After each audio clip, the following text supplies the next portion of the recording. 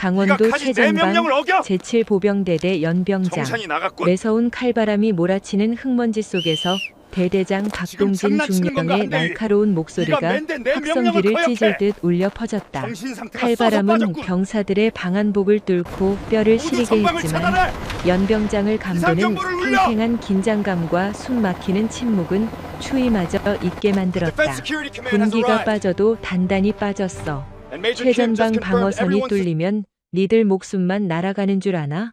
국방의 최전선이 무너지는 거다. 박중령의 핏발선 눈동자는 분노로 이글거리고 있었으나 그 깊은 곳에는 숨길 수 없는 불안이 일렁였다. 실전 경험 하나 없이 탁상공론과 정치적 수완만으로 진급 코스를 밟아온 그였다. 동기들에 비해 늦은 진급 상급 부대에서 내려오는 보안 감사 압박감, 그리고 언제 자신의 무능이 들통날지 모른다는 극도의 공포. 그 실패에 대한 두려움과 강박은 박중령을 더욱 가학적인 권위주의자로 몰아갔다. 그는 병사들을 무자비하게 짓누름으로써 자신의 위태로운 권력을 확인받고자 했다. 그의 시선이 대열 앞줄에 선 작전과장 한지윤 대위에게 꽂혔다. 얼음장처럼 차갑고 흔들림 없는 눈빛. 다른 간부들처럼 자신 앞에서 굽신거리거나 겁먹은 기색이 전혀 없는 그 빌어먹을 평정심이 박중령의 열등감을 무자비하게 자극했다. 한 대위, 자네 지금 태도가 그게 뭔가? 박중령이 성큼성큼 다가가 한지윤의 앞을 막아섰다. 작전과장이 멍 때리고 있으니 밑에 애들이 이 모양 이 꼴 아닌가? 대대장이 훈시를 하는데 눈을 그따위로 떠? 시정하겠습니다. 건조하고 기계적인 대답. 높낮이조차 없는 그 목소리에 박중령의 이성이 자격지심으로 끊어졌다. 그는 거칠게 손을 뻗어 한지윤의 전투복 멱살을 쥐어잡고 자신의 쪽으로 확 끌어당겼다. 찌익! 방한복 안쪽에 전투복 깃이 쓸리며 불쾌한 소리를 냈다. 수백 명의 부대원이 숨죽여 지켜보는 한가운데서 벌어진 장교에 대한 공개적이고 치욕적인 모욕이었다. 이따위로 빠진 상태로 군기를 운운해 당장 계급장 떼고 영창 가고 싶어? 거친 폭력의 한 대위의 몸이 앞으로 쏠렸으나 그녀의 눈동자는 단 1mm도 흔들리지 않았다. 오히려 박중령이 그녀의 깊고 검은 눈동자 속에서 기이한 압도감을 느끼고 흠칫할 정도였다. 한지윤은 속으로 차분하게 초침을 세고 있었다. 앞으로 10분. 그녀의 귓가에는 아직도 3년 전 북중 접경 지역에서 벌어졌던 비공식 작전 블랙 섀도우에서 죽어간 부하들의 비명소리가 환청처럼 맴돌고 있었다. 통신망이 끊긴 어둠 속에서 피투성이가 된 채 죽어가던 전우들, 타들어가는 살점 냄새, 그 지옥 같은 참호 속에서 자신만 살아남았다는 지독한 생존자의 죄책감은 매일 밤 그녀의 목을 졸랐다. 그 끔찍한 트라우마를 억누를 수 있는 유일한 마취제는 완벽하고 차가운 이성이었다. 감정을 거세하고 오직 목표만을 향해 돌진하는 기계가 되는 것. 현재 그녀의 작전과장 직책은 최전방 부대에 깊숙이 침투한 딥커버 두더지 내부 첩자를 색출하기 위한 고도의 위장 잠입이었다. 이깟 발악에 가까운 모욕과 폭력은 작전의 거대한 그림 앞에서는 스쳐 지나가는 먼지보다 못한 것이었다. 대열 뒤편에서 수색대 선임하사 최민석 상사의 두 주먹이 으스러질 듯 쥐어졌다. 굳은 살이 박인 그의 손등 위로 굵은 핏줄이 터질 듯 튀어나왔다. 전장에서 피를 나눈 전우들만이 진짜 군인이라 믿는 최 상사에게 무능한 지휘관의 권력 남용은 구역질 나는 짓거리였다. 수많은 교전과 수색 작전에서 지뢰의 발목이 날아간 부하를 직접 업고 뛰었던 최 상사였다. 전쟁의 끔찍한 인명피해와 고통을 누구보다 뼈저리게 아는 그는 책상 물림 대대장의 허세가 역겨웠다. 하지만 최 상사는 섣불리 나서지 않았다. 언제나 멍청한 지휘관 밑에는 분노하는 병사들이 있기 마련이지만 오늘 그의 노련한 직감은 다른 것을 말하고 있었다. 한 대위가 뿜어내는 묘한 이질감. 그 차디찬 눈빛 뒤에 숨겨진 맹수의 본능. 죽음의 문턱을 넘어본 자만이 조용히 갈무리할 수 있는 고요한 살기가 그녀의 주변을 맴돌고 있었기 때문이다. 박중령은 자신이 완벽하게 승리했다고 착각했다. 수백 명의 부대원들 앞에서 뻣뻣한 엘리트 여군 장교를 완력으로 짓눌렀다는 얄팍한 우월감이 그의 창백한 도덕적 결핍을 일시적으로 채워주고 있었다. 그가 멱살을 거칠게 놓고 돌아서며 훈계를 이어가기 위해 다시 확성기를 집어 들려던 찰나였다. 두두두두두두. 상공의 공기를 찢는 거대한 로터 소음이 연병장의 흙먼지를 폭풍처럼 거세게 일으켰다. 무광 검은색으로 도장된 UH-60 블랙호크 헬기 2대가 부대 상공을 무자비하게 짓누르며 하강했다. 동시에 위병소 쪽에서 고막을 찢는 굉음과 함께 짙은 틴팅이 된 검은색 전술 차량 6대가 바리케이드를 산산조각 내며 연병장으로 밀고 들어왔다. 뭐야? 당장 정지시켜. 위병소 뭐 하는 거야? 통신병. 대대장 지시 없이 누가 함부로? 박중령이 핏대를 세우며 발악하듯 소리쳤지만 그의 얇은 목소리는 헬기의 폭음에 처참하게 묻혔다. 전술 차량의 문이 열리고 흑복 차림의 완전 무장 요원들이 폭포수처럼 쏟아져 내렸다. 그들은 단 30초 만에 연병장 외곽과 부대 주요 통신시설, 그리고 무기고를 완벽하게 장악했다. 압도적이고 군더더기 없는 전술적 기동이었다. 그들의 어깨에는 국군 방첩사령부 특수조사팀의 부대 마크가 선명하게 박혀 있었다. 무장 요원들의 철통 같은 호위를 받으며 방첩사 소속 김태현 소령이 전술 차량에서 내렸다. 그는 언제나 군복처럼 입고 다니는 냉철하고 무감각한 표정으로 뚜벅뚜벅 연병장을 가로질렀다. 김소령은 군의 구조적 부패와 무능이 만들어낸 수많은 비극을 최전선에서 목도해온 수사관이었다. 시스템의 실패로 억울하게 죽어간 이들에 대한 무거운 부채의식은 그를 언제나 엄격한 논리와 원칙의 칼날을 휘두르는 사내로 만들었다. 목적을 위해서라면 피도 눈물도 없는 한지윤의 극단적인 실용주의와 늘 사사건건 충돌하지만 이번 작전만큼은 그녀의 방식이 옳았음을 인정할 수밖에 없었다. 당신들 뭐야? 나 이 부대 대대장 박동진 중령이야. 관할 부대장인 내 허가도 없이 지금 감히 무슨 짓을 하는? 박중령이 악을 쓰며 다가갔지만 무장 요원들이 차가운 총구를 들어 그의 앞을 자비 없이 가로막았다. 김소령은 박중령을 철저히 투명 인간 취급하며 지나쳤다.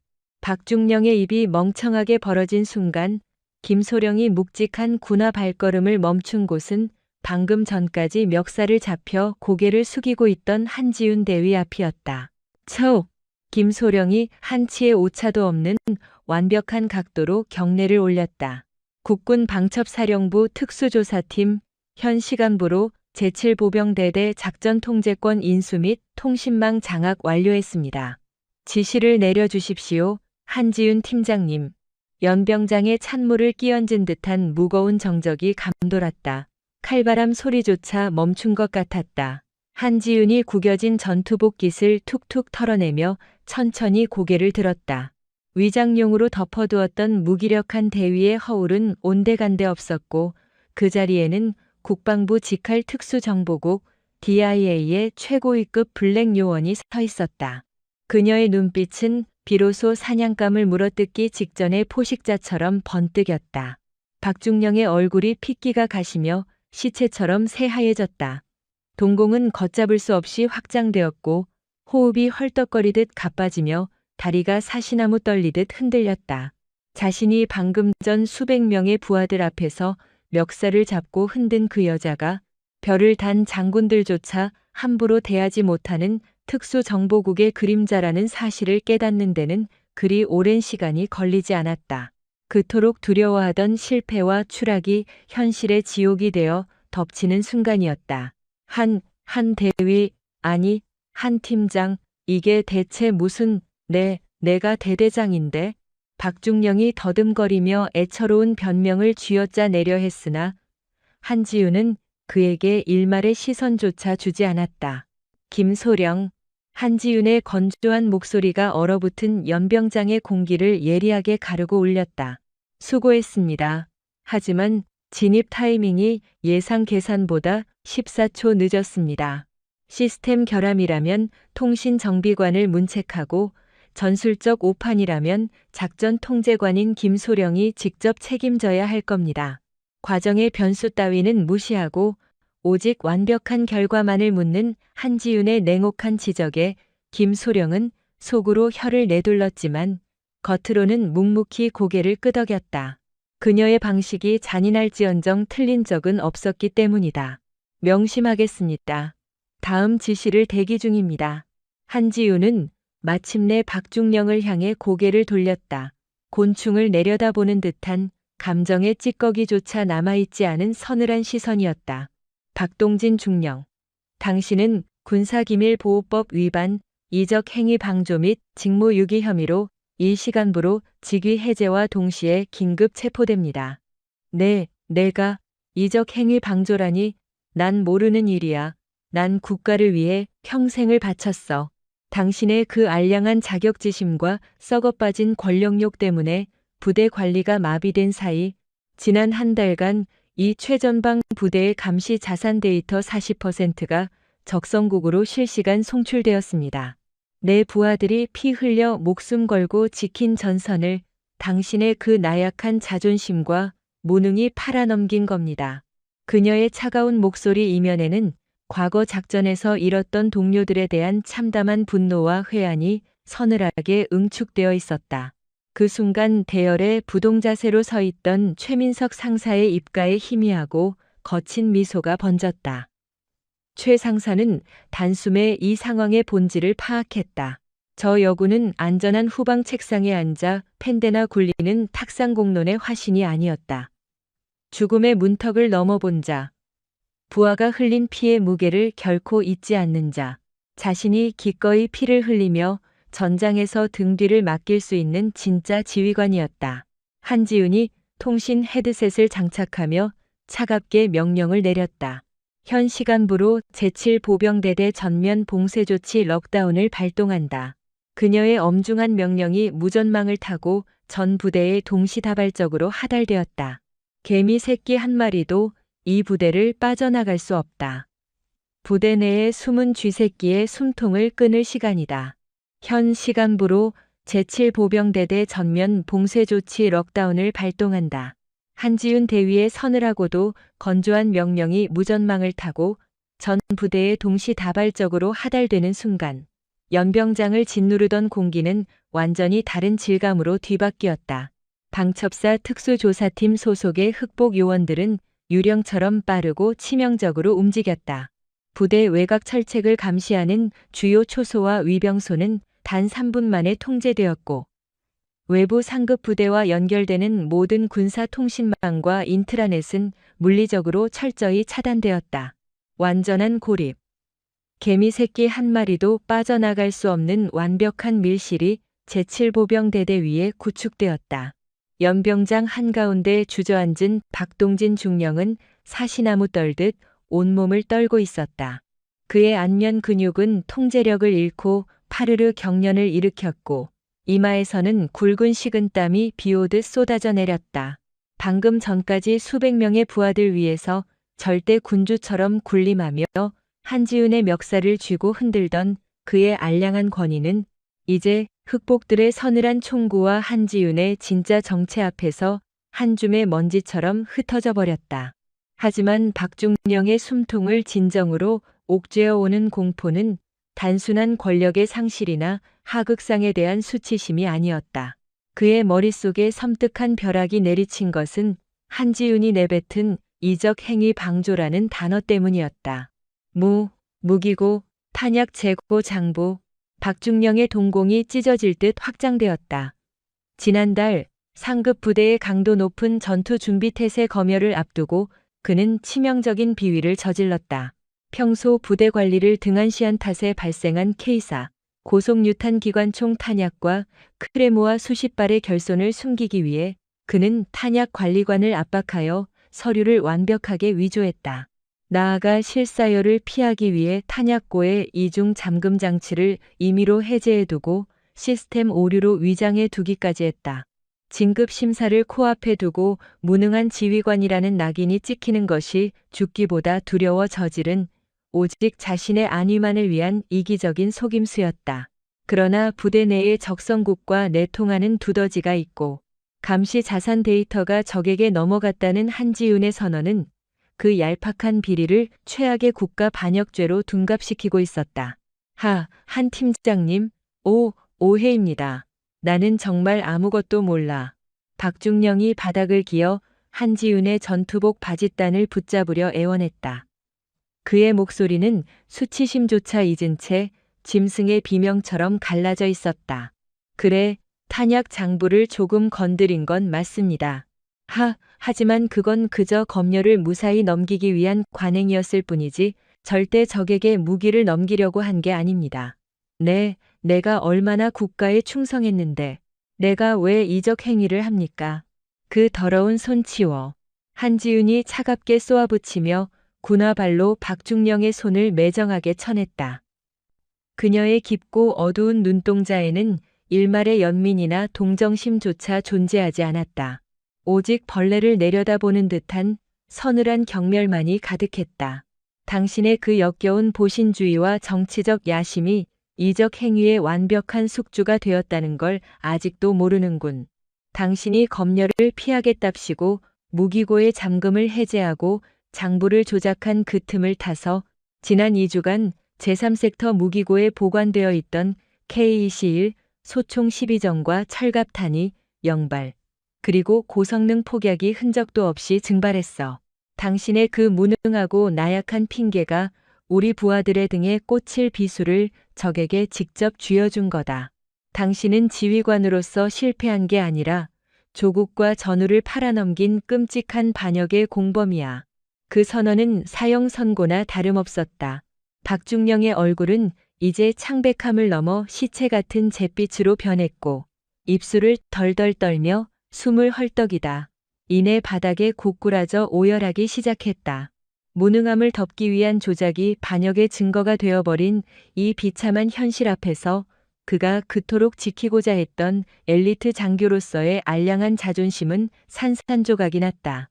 한지윤은 바닥에 엎드려 울부짖는 박중령을 차갑게 외면했다. 그녀의 내면 깊은 곳에서는 3년 전 블랙 섀도우 작전의 지옥도가 다시금 플래시백처럼 스쳐 지나가고 있었다. 당시 북중 접경에서 고립되었던 그녀의 팀이 몰살당했던 이유 역시 후방 지휘부에 숨어있던 첩자의 정보 유출과 안일한 대처 때문이었다. 통신이 끊긴 칠흑 같은 어둠 속에서 살려달라 울부짖으며 죽어가던 어린 부하들의 목소리. 타들어가는 살점의 메스꺼운 냄새. 그 지옥 같은 참호 속에서 홀로 살아남았다는 지독한 생존자의 죄책감은 매일 밤 그녀의 심장에 예리한 단검을 쑤셔 박았다. 그 끔찍한 트라우마를 견디기 위해 한지윤은 스스로의 감정을 완전히 도려냈다. 오직 완벽한 통제와 차가운 이성, 그리고 목적 달성만을 위해 움직이는 기계가 되기로 맹세했다. 두 번 다시 무능한 지휘관과 교활한 첩자 때문에 자신의 부하들이 피 흘리게 두지 않으리라. 그 어떤 잔혹한 대가를 치르더라도 그때 방첩사 특수조사팀의 김태현 소령이 육중한 발걸음으로 다가왔다. 그의 표정은 언제나처럼 감정을 읽을 수 없는 단단한 바위 같았으나 한지윤을 향한 시선에는 날카로운 비판의 날이 서 있었다. 김소령 역시 군 내부의 구조적 부패와 시스템의 실패로 인해 억울하게 죽어간 수많은 장병들을 목도해온 수사관이었다. 그는 절차와 원칙이 무너졌을 때 발생하는 비극을 뼈저리게 알기에 더욱더 엄격한 논리에 집착했다. 한 팀장님, 박중령의 직무유기가 사태를 치명적으로 악화시킨 것은 사실이나 그를 이적 행위의 공범으로 단정짓는 것은 무리한 논리적 도약입니다. 규정에 따라 신병을 인계하고 정확한 신문 절차를 통해 증거를 확보해야 합니다. 김소령. 한지윤이 얼음장 같은 목소리로 그의 말을 끊었다. 우리에겐 한가롭게 규정집을 뒤적이며 조서를 꾸밀 시간이 없어. 어제 새벽, 내가 가로챈 적성국의 암호화 통신 데이터와 위성 정찰 정보를 교차 검증한 결과가 뭔지 아나? 오늘 밤 이시 정각, 적의 최정예 특수작전대대가 군사분계선 MDL을 넘어 이 대대 관할 구역으로 무장 침투한다. 부대 내에 숨어있는 두더지는 정확히 1시 30분에 전방 철책의 자동 감시 센서와 TOD 열상 감시 장비 전원을 물리적으로 차단하고 빼돌린 무기로 놈들을 지원할 예정이고, 김소령의 굳건하던 눈썹이 미세하게 꿈틀거렸다. 사태의 규모가 단순한 기밀 유출을 넘어선 전면적인 국지전의 양상을 띠고 있었기 때문이다. 그렇다면 더더욱 즉각 상급 부대의 상황을 전파하고 데프콘, 디이프컨, 격상과 함께 군단급 활용 및 병력 지원을 요청해야 합니다. 지휘관이 체포되어 지휘계통이 마비된 이 최전방 대대에 고립된 병력만으로 중무장한적 특수부대와 내부 첩자를 동시에 상대하는 것은 전술적 자살 행위입니다. 김소령의 묵직하고 원칙적인 지적에 한지우는 비웃음조차 섞이지 않은 냉정한 눈빛으로 반박했다. 상급 부대의 지원을 요청하는 순간 군단 통신망에 이미 기생하고 있을 적의 해커들과 내부 첩자 네트워크가 즉각 이 상황을 눈치챌 거다. 그렇게 되면 적은 침투를 취소하고 철수할 테고 두더지는 다시 깊고 어두운 땅속으로 숨어버리겠지. 우리는 꼬리만 자른 채 영원히 놈들의 본통을 놓치게 돼. 한지우는 태블릿을 들어 부대의 지형도를 띄웠다. 내 목적은 단순한 방어가 아니야.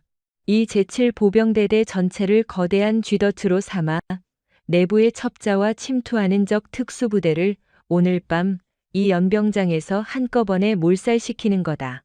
그들을 유인하려면 우리는 철저히 무방비 상태인 척 고립을 유지해야 해. 목적을 위해서라면 아군 부대의 생존율조차 차가운 계산기 위에 올려놓는 한지윤의 극단적인 실용주의에 김소령은 주먹을 꽉 쥐었다. 이 대대의 어린 병사들을 통째로 미끼로 쓰겠다는 거군요.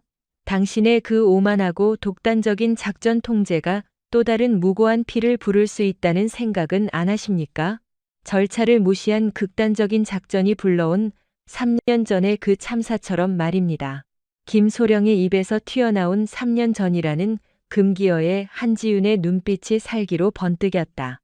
주위의 공기가 순식간에 영하로 얼어붙는 듯 했다. 한지윤이 김소령의 멱살을 향해 손을 뻗으려던 찰나 두 엘리트 장교 사이의 팽팽한 긴장감을 단번에 찢어발기는 거칠고 쇳소리 나는 목소리가 난입했다. 미끼가 아니라 기꺼이 덫이 되어 드리겠습니다. 대열을 정비하고 앞으로 나선 최민석 상사였다. 흙먼지와 땀, 그리고 화약 냄새에 절어있는 그의 낡은 전투복은 그가 지나온 수많은 전장의 참혹한 흔적을 고스란히 증명하고 있었다. 최 상사는 바닥에 엎드려 징징대는 박중령을 구역질 난다는 듯 힐끗 쳐다보고는 한지윤을 향해 흔들림 없는 묵직한 시선을 던졌다. 저기 자빠져 있는 대대장은 썩어 빠진 쓰레기지만 우리 대대원들은 다릅니다. 안전한 벙커 책상머리에 앉아 펜대나 굴리며 병사들의 목숨을 장기말 취급하는 놈들 밑에서는 단 한 방울의 피도 흘리기 싫습니다만 최 상사의 굵은 손가락이 굳은 살이 박인 자신의 K 총열을 꽉 움켜쥐었다. 팀장님의 눈빛은 제가 잘 압니다. 전장에서 죽어가는 부하의 시신을 어깨에 메고 피눈물을 흘리며 진흙탕을 기어본 자만이 가질 수 있는 도끼 품은 눈빛. 지휘관이 기꺼이 최전선에서 함께 피를 흘릴 각오가 되어 있다면 제 수색대 전원은 기꺼이 앞장서서 적의 목줄을 물어뜯겠습니다. 최 상사의 굳센 주름 사이로 비장한 결의가 번졌다. 저희 수색대가 제일 먼저 최전방 매복진지에서 피를 흘리며 적의 발을 묶을 테니 부디 이 부대에 숨어 우리 형제들의 등에 칼을 꽂으려 한 그 쥐새끼를 완벽하게 잡아다 제 앞에 무릎 꿇려 주십시오. 내 새끼들이 더 이상 무능과 배신 때문에 개죽음을 당하지 않게 말입니다. 전쟁의 끔찍한 고통과 인명피해를 뼈저리게 알면서도 전우를 지키기 위해 기꺼이 지옥불 한가운데로 뛰어들겠다는 노련한 늙은 부사관의 결의. 그것은 한지윤의 차갑게 얼어붙어 있던 심장 깊은 곳을 미세하게 진동시켰다. 완벽하게 감정을 거세했다고 믿었던 그녀의 내면에서 과거 북중 접경에서 죽어간 부하들의 앳된 얼굴이 최 상사의 굳센 표정과 겹쳐 보였다. 한지윤은 짧고 날카로운 숨을 들이마시며 다시금 완벽한 이성의 가면을 뒤집었었다. 감상에 젖을 시간은 단 1초도 없었다. 최 상사. 당신의 직감과 결의를 신뢰하겠다. 지금 즉시 수색대일 이소대 전원을 완전 무장시키고 잔여 K사, 유탄 기관총과 크레모아를 긁어모아 제사섹터 계곡 방면의 매복진지로 이동해라. 적의 주력 예상 침투로다. 방첩사 특수요원 2개 팀을 합류시켜 화력을 보강해주겠다. 알겠습니다. 최 상사가 육중하고 절도 있는 거수 경례를 올리고는 즉시 무전기를 집어들며 소대장들을 거칠게 호출하기 시작했다. 그의 등 뒤로 젊고 긴장한 수색대원들이 결연한 표정으로 무기를 정비하며 움직이는 모습이 보였다. 한지윤은 다시 김태현 소령을 돌아보며 서늘하게 지시를 이어갔다. 김소령, 당신의 원칙주의적인 수사 능력을 발휘할 시간이다. 지금부터 이 겁쟁이 대대장을 끌고 지휘 통제실로 가서 무기고 장부와 부대 출입 기록을 철저히 대조해 부대 내 탄약과 무기가 유출된 정확한 시간대와 행방을 역추적하면 첩자의 동선을 특정할 수 있을 거다. 첩자는 분명 내부 보안 시스템에 밝고 탄약고 접근 권한을 가진 자, 즉 부사관이나 장교급 간부 중 한 명이다. 내게 주어진 시간은 60분. 그 안에 놈을 특정해내. 김소령은 한지윤의 전술적 판단과 결단력이 현재의 최악의 상황 속에서 도출할 수 있는 가장 논리적이고 완벽한 대응임을 부정할 수 없었다. 그녀의 방식은 잔인하지만 효율적이었다. 그는 묵묵히 턱을 당겨 고개를 끄덕이고는 무장 요원들에게 턱짓을 했다. 요원들이 짐짝처럼 박중령의 양팔을 붙잡아 거칠게 끌어올렸다. 아니야. 난 정말 아무것도 모른다고. 내가 반역을 저지를 리가 없잖아. 살려줘. 제발. 박중령의 비참하고 처절한 비명소리가 연병장의 밤 공기를 갈랐지만 그 누구도 그에게 동정 어린 시선을 주지 않았다. 자신의 부하들을 짓밟으며 쌓아 올린 그의 알량한 정치적 야심과 도덕적 타락이 불러온 완벽하고도 구역질 나는 파멸이었다. 하늘은 이미 짙은 먹구름에 잡아먹혀 칠흑 같은 어둠을 뿜어내고 있었다. 최전방의 매서운 밤바람 속에서 특유의 피냄새를 품은 화약의 기운이 스멀스멀 밀려오기 시작했다. 한지윤은 전술 태블릿을 꺼내들고 부대 전체의 센서망과 병력 배치도를 실시간으로 연동시켰다. 앞으로 남은 시간은 50분. 그녀의 머릿속은 거대한 체스판으로 변해 있었다. 적 특수작전대대라는 체스말, 내부 첩자라는 보이지 않는 치명적인 변수, 그리고 그녀가 동원할 수 있는 아군의 제한된 전력.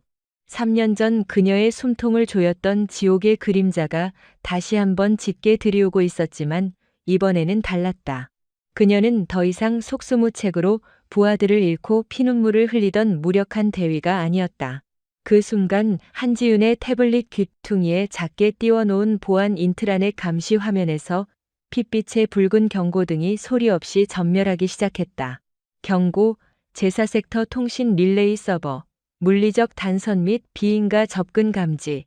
한지윤의 검고 깊은 눈동자가 맹수처럼 날카롭게 좁혀졌다.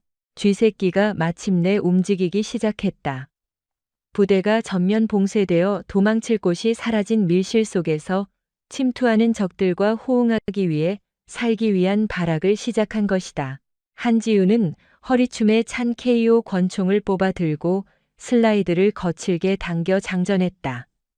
서늘한 쇳소리가 무거운 밤 공기를 예리하게 갈랐다. 사냥을 시작한다. 경고.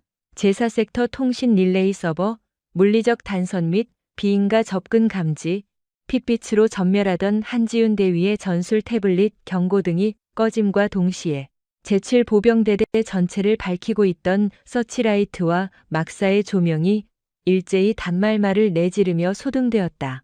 사위는 순식간에 칠흑 같은 어둠에 집어삼켜졌고 부대를 상급 부대와 연결하던 전술지휘 통제체계 CSI의 모니터들은 일제히 검은 화면을 띄운 채 침묵했다. 모든 무선 통신망에는 끔찍한 백색 소음 스타틱만이 가득 찼다. 완벽한 고립. 적은 내부의 첩자와 호응하여 단 10분 만에 이 최전방 부대를 세상에서 완전히 지워진 유령 부대로 만들어버린 것이다. 칙, 팀장님. 지원이 안 옵니다. 우측 능선 돌파당했. 순간 무전기를 가득 채운 날카로운 잡음이 한지윤의 고막을 찢고 그녀의 뇌수를 잔인하게 헤집었다. 3년 전 북중 접경지대에 눈 내리던 자작나무 숲. 적의 전파 방해로 통신이 두절되고 잘못된 첩보와 지휘부의 오판으로 완벽하게 고립되었던 그 흑색 작전. 지옥 같았던 그 밤의 기억이 무자비하게 그녀의 목을 조르고 들어왔다. 눈앞에 캄캄한 연병장이 일그러지며 사방에서 피와 화약 그리고 살점이 타들어가는 역겨운 냄새가 진동하기 시작했다. 팀장님, 살려주십시오. 너무 춥습니다. 총알의 턱뼈가 날아간 채 그녀의 전투복 자락을 꽉 쥐고 경련하던 22살 강상병의 앳된 얼굴이 어둠 속에서 불쑥 튀어나와 그녀를 원망스러운 눈빛으로 노려보았다. 한지윤의 손끝이 파르르 떨렸고 얼음장 같던 이마에는 식은땀이 맺혔다. 내가 지켰어야 했다. 지휘관인 내 계산이 틀려서는 안 됐다. 내 오만함이 그들을 죽였다. 숨이 턱 막히고 심장이 갈비뼈를 부술 듯 요동쳤다. 지독한 외상 후 스트레스장애 PTSD가 불러온 시각적, 후각적 환각이 그녀의 이성을 갉아먹으려던 찰나. 한지윤은 자신의 아랫입술을 사정없이 깨물었다. 비릿하고 뜨거운 피가 입안에 확 퍼지자 신경을 찌르는 육체적 고통과 함께 흐릿했던 초점이 날카롭게 현실로 돌아왔다. 그녀는 속에서 끓어오르는 전우들의 환영과 비통함을 억지로 마음속 가장 깊고 어두운 상자에 구겨 넣고 무겁고 차가운 철창을 닫아 걸었다. 완벽한 격리 컴팔멘탈리제이션. 지금 그녀에게 필요한 것은 애도나 죄책감이 아니라 남은 자들을 살려낼 피도 눈물도 없는 전술적 연산뿐이었다. 그녀는 다시 차갑고 정교한 살인 기계이자 완벽한 지휘관의 가면을 뒤집었었다. 한지윤은 전파 방해와 물리적 단선을 미리 예상하고 자신의 방첩사 요원들을 시켜 대대 전역에 깔아둔 구형 아날로그 방어용 유선 통신망 TA 312의 수화기를 집어 들었다. 김소령. 지휘통제실 CP 상황은 어떤가? 그녀의 목소리는 방금 전까지 지독한 공황을 겪은 사람이라고는 믿을 수 없을 만큼 쇳덩이처럼 차갑고 건조했다. 수화기 너머로 김태현 소령의 낮고 팽팽한 목소리가 들려왔다. 외부 통신망 완전 두절입니다. 대대 내부의 디지털 인트라넷도 다운됐습니다. 하지만 당신이 고집을 피워 깔아둔 이 구시대적 유선망 덕분에 부대 내 지휘 통제는 간신히 유지되고 있습니다. 그 극단적이고 편집증적인 실용주의가 이번엔 우리 모두의 목숨을 연장시켰군요. 감상은 나중에 듣지. 장부 대조 결과는 디지털 데이터가 삭제될 것을 대비해 헌병대 시절의 원칙대로 물리적 무기고 출입 대장과 CCTV 오프라인 백업을 교차 검증했습니다.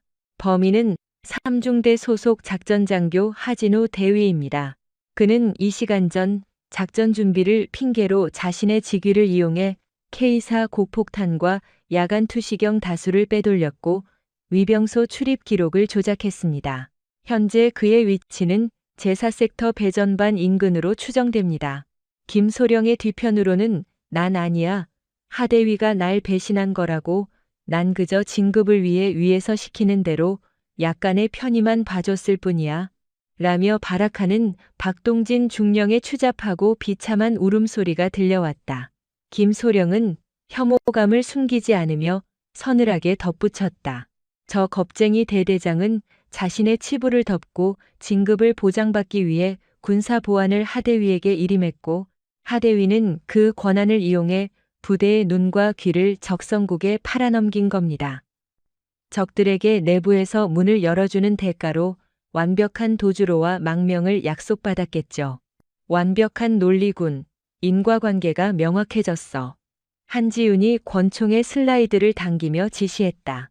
김소령, 당신의 요원들과 헌병조를 이끌고 제사 섹터의 후방 퇴로를 차단해라. 쥐새끼가 눈치채지 못하게 철저히 은밀하게 움직여. 나는 최 상사와 합류해 정면에서 덫을 닫겠다. 사살해도 좋다. 한편 칠흑 같은 어둠이 내려앉은 제사 섹터 계곡. 적 최정예 특수작전대대의 주력 침투가 예상되는 좁은 길목에 매복한 수색대원들의 숨소리는 거칠고 떨렸다. 살을 에이는 최전방의 칼바람 속에서 갓 전이 본 이 일병의 K, 이 소총 총열이 달달 떨리며 참호의 돌멩이에 부딪히는 소리가 났다. 두려움에 짓눌린 어린 병사들의 눈동자는 방향을 잃고 흔들렸다. 그때 크고 투박한 손이 이 일병의 어깨를 묵직하고 따뜻하게 짓눌렀다. 최민석 상사였다. 떨리냐? 최 상사의 쉰 목소리가 어둠 속에서 낮고 부드럽게 깔렸다. 아, 아닙니다. 죄송합니다. 괜찮아. 나도 떨린다. 사람 새끼면 무서운 게 당연한 거야. 최 상사는 굳은 살 박인 손으로 자신의 가슴팍을 툭툭 쳤다. 하지만 명심해라. 우리가 여기서 꼬리를 말고 밀리면 저 아래 막사에서 곤히 자고 있는 우리 동기들, 후임들이 놈들의 칼에 다 죽는다. 다른 거 생각하지 말고 내 등만 보고 쏴라. 내가 제일 먼저 앞장서서 피를 흘릴 테니까 너희는 내가 쓰러지면 내 시체를 밟고 서서라도 적을 쏴 죽여. 살아서 내일 아침 해를 보면 이 늙은이가 부대 앞 고깃집에서 삼겹살 배 터지게 쏜다. 그 투박하지만 뼈저린 진심이 담긴 노련한 부사관의 맹세는 덜덜 떨던 젊은 병사들의 눈빛을 공포에서 투지 섞인 결의로 뒤바꾸어 놓았다.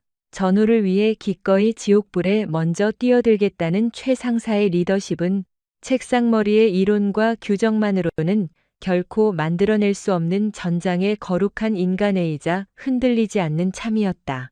띠리링, 최 상사 옆에 놓인 구형 유선 전화기가 짧게 울렸다.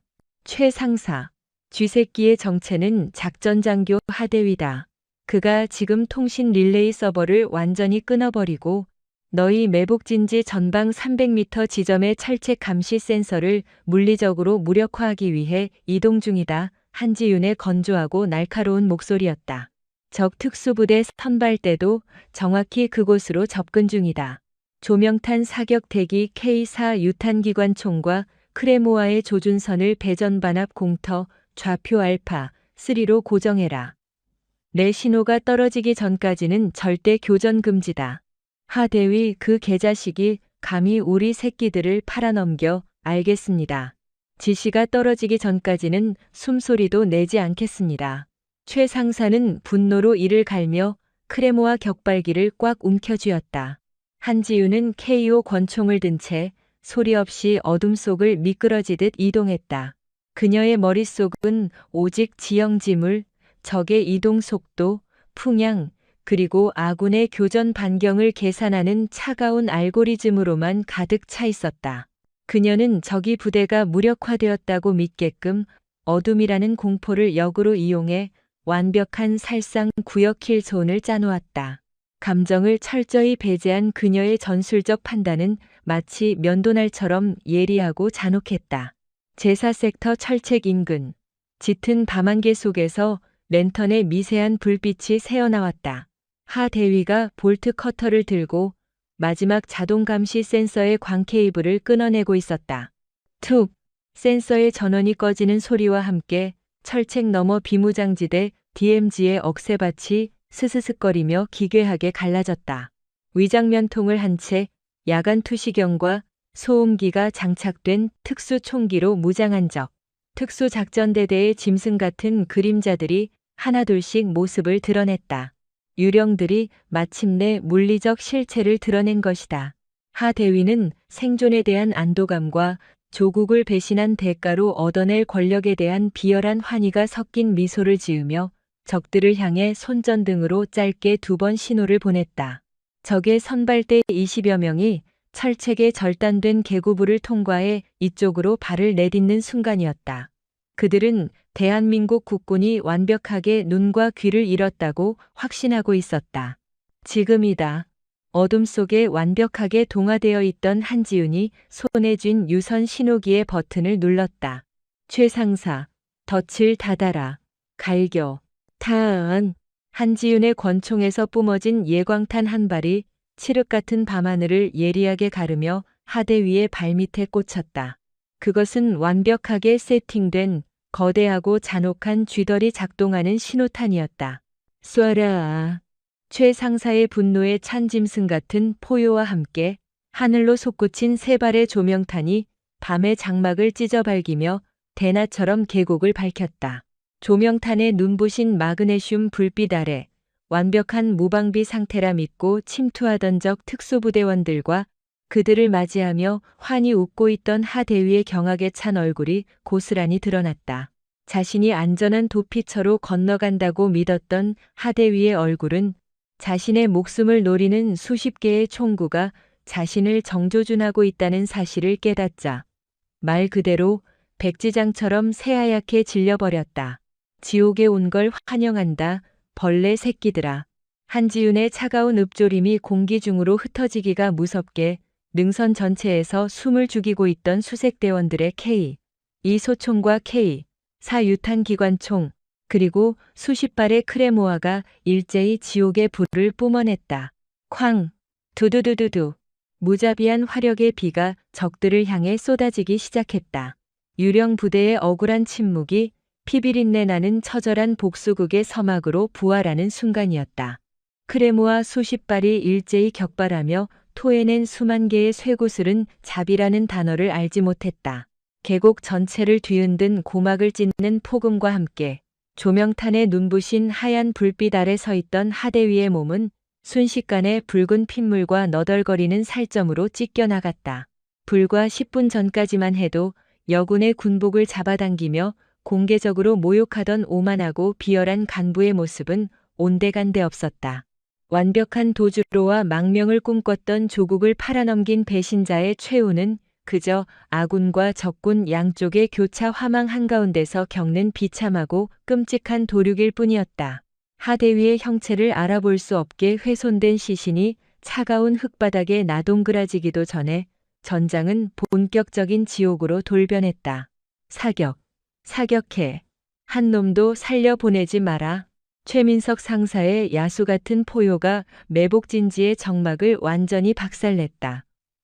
숨죽이고 있던 수색대원들의 K2 소총이 일제히 쉴 새 없이 십자포화를 뿜었고 능선 위에서 대기하던 K4 유탄 기관총이 적의 예상 도주로와 배전반 앞 공터를 향해 무자비하게 고폭탄의 비를 쏟아부었다.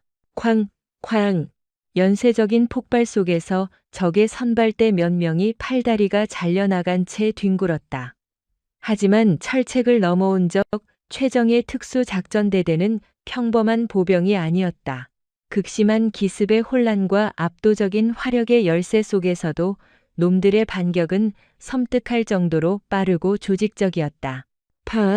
전방 30m 지점에서 순식간에 피어오른 짙은 백색 연막이 조명탄의 시야를 철저하게 차단했다. 놈들은 쓰러진 아군 사상자를 미련 없이 방치한 채 오히려 화망의 사각지대인 좌측 능선과 계곡의 바위 틈을 타고 파고들며 짐승처럼 산계했다. 소음기가 장착된 놈들의 특수 총기에서 불꽃이 번뜩일 때마다 둔탁하고 기분 나쁜 파공음과 함께 아군의 참호 주변 흙먼지가 날카롭게 튀어올랐다. 같은 시각 지휘 통제실 CPR는 전방에서 희미하게 울려 퍼지는 굉음으로 인해 무덤처럼 얼어붙어 있었다. 대대장 박동진 중령은 자신의 얼굴이 방금 전 하대위처럼 백지장같이 새하얗게 질린 것도 모른 채 제정신을 잃고 덜덜 떨리는 손으로 외부와 연결되지도 않는 무전기의 송수화기를 부여잡고 미친 사람처럼 비명을 질렀다. 연대에 당장 지원 요청해. 헬기 띄우라고 해. 안 그러면 우리 다 죽는다고. 하대위 그 미친 새끼가 다 망쳐놨어. 네, 내 진급이 내가 이 자리에 오르기 위해서 얼마나 윗선에 아부하고 기어다녔는데 그 더러운 입 닥치십시오.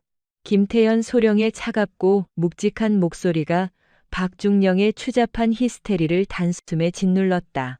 김소령은 허리춤에 권총 안전장치를 푼 채 바닥에 주저앉아 땀과 침을 질질 흘리는 박중령을 향해 경멸과 혐오가 가득한 시선을 던졌다. 외부 통신망은 이미 물리적으로 절단됐고 적의 전파 방해로 무전도 완전히 먹통입니다. 대대장님이 지금 당장 해야 할 일은 골방에 숨어 목숨을 구걸하는 것이 아니라 대대 잔여 병력을 재배치해 2차 방어선을 구축하는 겁니다. 지휘권을 이따위로 포기하시겠다면 국군 방첩사령부 수사관의 권한으로 당신을 전시 직무유기 및 반역 동조 혐의로 즉각 체포하고 이 자리에서 사살할 수도 있습니다. 김소령은 속으로 짙은 환멸의 쓴물을 삼켰다. 군의 썩어빠진 시스템과 정치 노름이 실전 경험은 전무하고 진급에만 눈이 먼 저런 비겁한 겁쟁이를 지휘관의 자리에 앉혀놓았다. 한지윤 대위가 왜 그토록 철저하게 규정과 절차를 무시하고 독단적이고 잔혹할 정도의 실용주의를 택했는지 뼈저리게 이해되는 순간이었다. 저런 무능한 지휘관을 믿었다가는 부대원 전체가 몰살당할 것이 뻔했기 때문이다. 김소령은 감정을 철저히 배제한 채 한지윤이 깔아둔 구형 아날로그 유선망의 수화기를 들고 각 중대에 냉철하게 명령을 하달했다. 현 시간부로 CP의 지휘 통제는 본관이 대행한다. 전 병력 막사 외곽으로 2차 방어선 전개, 적의 우회 기동 및 후방 침투에 대비하라. 동요하는 자는 즉결 심판에 처한다. 다시 제4섹터 매복 진지. 전황은 순식간에 가장 잔혹하고 피가 튀는 근접전 CQB 양상으로 접어들고 있었다. 연막을 뚫고 우회한 적의 선도, 병력이 수색대원들의 참호 앞 15m까지 유령처럼 접근했다. 우측 능선의 적 출현. 갓 전이 본 이 일병이 공포에 질린 비명을 지르며 훈련소에서 배운 대로 방아쇠를 당겼다. 그러나 고정된 표적지와 달리 어둠과 안개 속에서 뱀처럼 빠르게 기동하는 적 특수부대원들은 결코 쉽게 맞지 않았다. 극도의 긴장감에 땀으로 손이 미끄러진 이 일병이 탄창을 갈아 끼우기 위해 허둥지둥 몸을 숙이려는 찰나. 어둠 속에서 번쩍인 적의 소음기 장착 소총에서 발사된 5.45mm 탄환이 그의 방탄 헬멧 하단부를 무참히 뚫고 지나갔다. 크헉. 이 일병의 작은 몸이 둔탁한 소리를 내며 힘없이 참호 바닥으로 고꾸라졌다. 총알이 찢고 지나간 목덜미의 동맥에서 뜨겁고 비릿한 피가 뿜어져 나와 차가운 흙바닥을 적셨다. 그의 품속에서 다음 달 첫 휴가를 나가면 어머니에게 드리려던 구겨진 편지가 검붉은 피에 젖어들고 있었다. 이 일병, 정환아, 안 돼, 눈 떠봐 새끼야. 옆에 있던 김상병이 패닉에 빠져 전우의 몸을 끌어안고 절규했지만 공포와 고통 속에서 허우적대던 어린 병사의 눈동자는 이미 빠르게 초점을 잃어가고 있었다. 그 처참하고 가슴 찢어지는 광경을 목격한 최민석 상사의 눈에 붉은 핏발이 섰다. 전쟁의 가장 잔혹한 민낯, 책상 물림 지휘관들이 애써 외면하고 작전 지도의 통계 수치로만 취급하는 소모품들의 피가 그의 전투복을 흠뻑 적시고 있었다. 이 개새끼들아, 다 죽여버리겠어? 최 상사는 참호 위로 몸을 반쯤 드러낸 채 다가오는 적의 그림자들을 향해 미친 듯이 K2 소총을 난사했다. 놈들의 총탄이 그의 귓가를 서늘하게 스치고 어깨 방탄복을 퍽퍽 때리며 파고들었지만 그는 아랑곳하지 않았다. 자신이 먼저 표적이 되어 적의 십자 화력을 온몸으로 흡수해야만 뒤에 남은 어린 부하들이 살 수 있었다. 정신 차려, 대가리 숙이고 조준 사격해. 울지 마. 쏘지 않으면 우리 다 개죽음이다. 최 상사의 피 끓는 울부짖음은 공포에 질려 얼어붙어 있던 병사들의 손가락을 억지로 다시 방아쇠로 이끌었다. 그는 뼈를 깎는 슬픔을 맹렬한 투지와 분노로 치환하며 무너져가는 전선을 거대한 기둥처럼 억지로 지탱하고 있었다. 그 시각 한지윤 대위는 전장의 중심에서 한 발짝 벗어난 외곽에서 한 마리의 사신 스셴처럼 기동하고 있었다. 매복 진지 우측 능선의 짙은 수풀 속 짙게 깔린 매캐한 화약 냄새와 비릿한 피 냄새가 칼바람을 타고 그녀의 코끝을 스쳤다. 순간 그녀의 이성이 마비될 뻔했다. 심장이 갈비뼈를 부술 듯 불규칙하게 요동쳤고 3년 전 참혹하게 실패했던 흑색 작전 당시 자신의 눈앞에서 폭발에 휘말려 산산조각이 났던 전우들의 훼손된 시신이 플래시백처럼 어둠 속에 겹쳐졌다. 호흡이 가빠지고 총을 쥔 손가락에 극심한 경련이 일기 시작했다. 안 돼, 지금은 안 돼. 그녀는 다시 한번 자신의 아랫입술을 찢어질 정도로 강하게 깨물었다.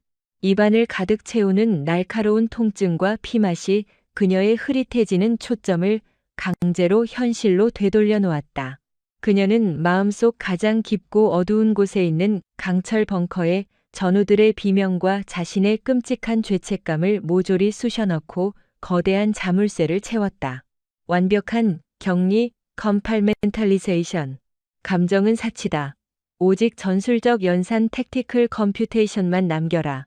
그녀의 차갑고 기계적인 두뇌가 전장의 시각적, 청각적 정보들을 순수한 데이터로 변환하기 시작했다. 적의 총격음 빈도, 이동하는 군화 발소리의 간격, 연막이 바람에 퍼지는 방향과 속도, 적 우회 타격조 사명, 최상사 진지의 우측 일시 방향 사각지대를 노리고 접근 중. 거리는 15m, 무장은 근접 전용 단축형 소총과 수류탄. 그녀는 소음기가 장착된 KO 권총을 홀스터에 찔러 넣고 등에 메고 있던 K-ray 기관 단총에 장전 손잡이를 소리 없이 당겼다. 적 특수부대원 4명이 최상사의 참호를 향해 다가가며 일제히 수류탄의 안전핀을 뽑으려던 찰나였다. 어둠 속 수풀에서 표범처럼 튀어나온 한지우는 한치의 망설임도 없이 방아쇠를 당겼다. 타타탕, 타탕. 완벽하게 계산된 모자이크식 더블탭 사격. 맨 앞장서 기동하던 2명의 야간 투시경 위 미간과 가슴에 정확히 5.56mm 탄환이 박히며 놈들은 비명조차 지르지 못하고 고꾸라졌다.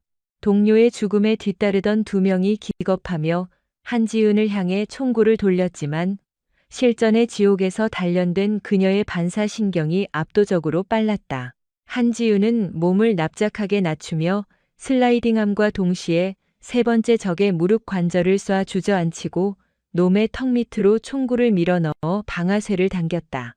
두개골이 파열되는 소리와 함께 피가 튀었다. 마지막 남은 한 명이 총을 쏠 틈도 없이 허리춤에서 전술 대검을 뽑아들고 짐승처럼 덤벼들었다. 한지우는 놈의 칼을 소총 총열로 가볍게 흘려보낸 뒤 개머리판으로 놈의 안면을 무자비하게 가격했다. 뼈가 부러지는 둔탁한 소리와 함께 놈이 비틀거리자 그녀는 흔들림 없는 동작으로 놈의 심장에 2발을 꽂아 넣었다. 4명의 최정예 특수부대원을 도륙하는 데 걸린 시간은 단 5초에 불과했다. 교과서적인 전술 따위는 초월한 오로지 전장에서 살아남기 위해 잔혹하게 벼려진 생존의 살인기, 살엔지였다. 최상사. 우측 일시 방향 클리어. 수류탄 사거리 내의 적은 전원 사살했다. 한지은이 피와 골수가 엉겨붙은 군화를 적의 시체에서 툭툭 털어내며 유선 무전기에 대고 건조하게 말했다. 그녀의 눈빛은 방금 4명의 생명을 걷어간 사람이라고는 믿을 수 없을 만큼 공허하고 서늘했다. 대위님, 무전기 너머로 들려오는 최 상사의 목소리는 처참하게 떨리고 갈라져 있었다. 이 일병이, 이제 갓 20살 된 우리 정환이가 방금 전사했습니다. 그 뼈저린 한마디에 쇳덩이 같던 한지윤의 무표정한 얼굴 위로 미세한 균열이 스쳐 지나갔다. 완벽하게 차단했다고 믿었던 죄책감과 환멸의 찌꺼기가 가슴 밑바닥에서 독사처럼 꿈틀거렸다. 또다시 자신의 지휘 아래 부하가 죽었다. 그것도 전장의 이유조차 모르는 어린 병사가.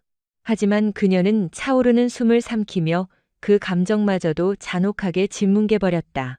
자신이 여기서 인간적인 슬픔에 무너지면 저 아래에 있는 수백 명의 부하들이 똑같은 죽음을 맞이할 것이다. 지휘관의 감정적 동요는 곧 부대 전체의 전멸을 의미했다. 애도는 나중에 해라, 최 상사. 한지윤의 목소리는 칼날처럼 매정하고 얼음장처럼 차가웠다. 슬퍼할 시간조차 사치다. 지금 교전한 놈들은 선발대에 불과하다. 철책 너머로 본대가 들이닥치기 전에 현 매복 진지를 포기하고 후퇴한다. 제3섹터의 2차 방어선으로 전 병력 신속히 지연전을 펼치며 이동해라. 살아남은 놈들에게 첫 피프스 블러드를 바쳤으니 이제 놈들의 숨통을 완전히 끊어버릴 진짜 사냥을 시작한다. 피비린내 나는 밤의 서막이었다. 아군의 붉은 피와 적의 찢긴 살점이 뒤엉킨 산등성이 너머로 아직 끝나지 않은 지옥의 전선이 아가리를 벌린 채 그들을 기다리고 있었다. 제3섹터로 이어지는 진흙탕 섞인 퇴각로는 아군의 붉은 피와 짙은 절망으로 처참하게 얼룩져 있었다. 살을 에이는 듯한 새벽의 칼바람이 계곡을 타고 불어왔지만 병사들의 온몸은 극도의 긴장과 공포가 만들어낸 식은땀으로 흠뻑 젖어 있었다. 최민석 상사는 머리에 총상을 입고 전사한 이 일병의 싸늘한 시신을 자신의 넓은 어깨에 둘러맨 채 패잔병처럼 철수하는 수색대원들의 맨 뒤를 묵묵히 지켰다. 갓 20살을 넘긴 어린 생명의 무게는 육체적인 하중을 넘어 최 상사의 영혼을 짓누르는 거대한 바위와도 같았다. 상사님. 어둠 속에서 발을 질끌 끌며 걷던 김상병이 초점 없는 텅 빈 눈동자로 최 상사를 돌아보며 쉰 목소리로 중얼거렸다. 그의 방탄복에는 방금 전까지 자신의 품에서 피를 토하며 죽어간 이 일병의 핏자국이 검붉게 늘어붙어 있었다.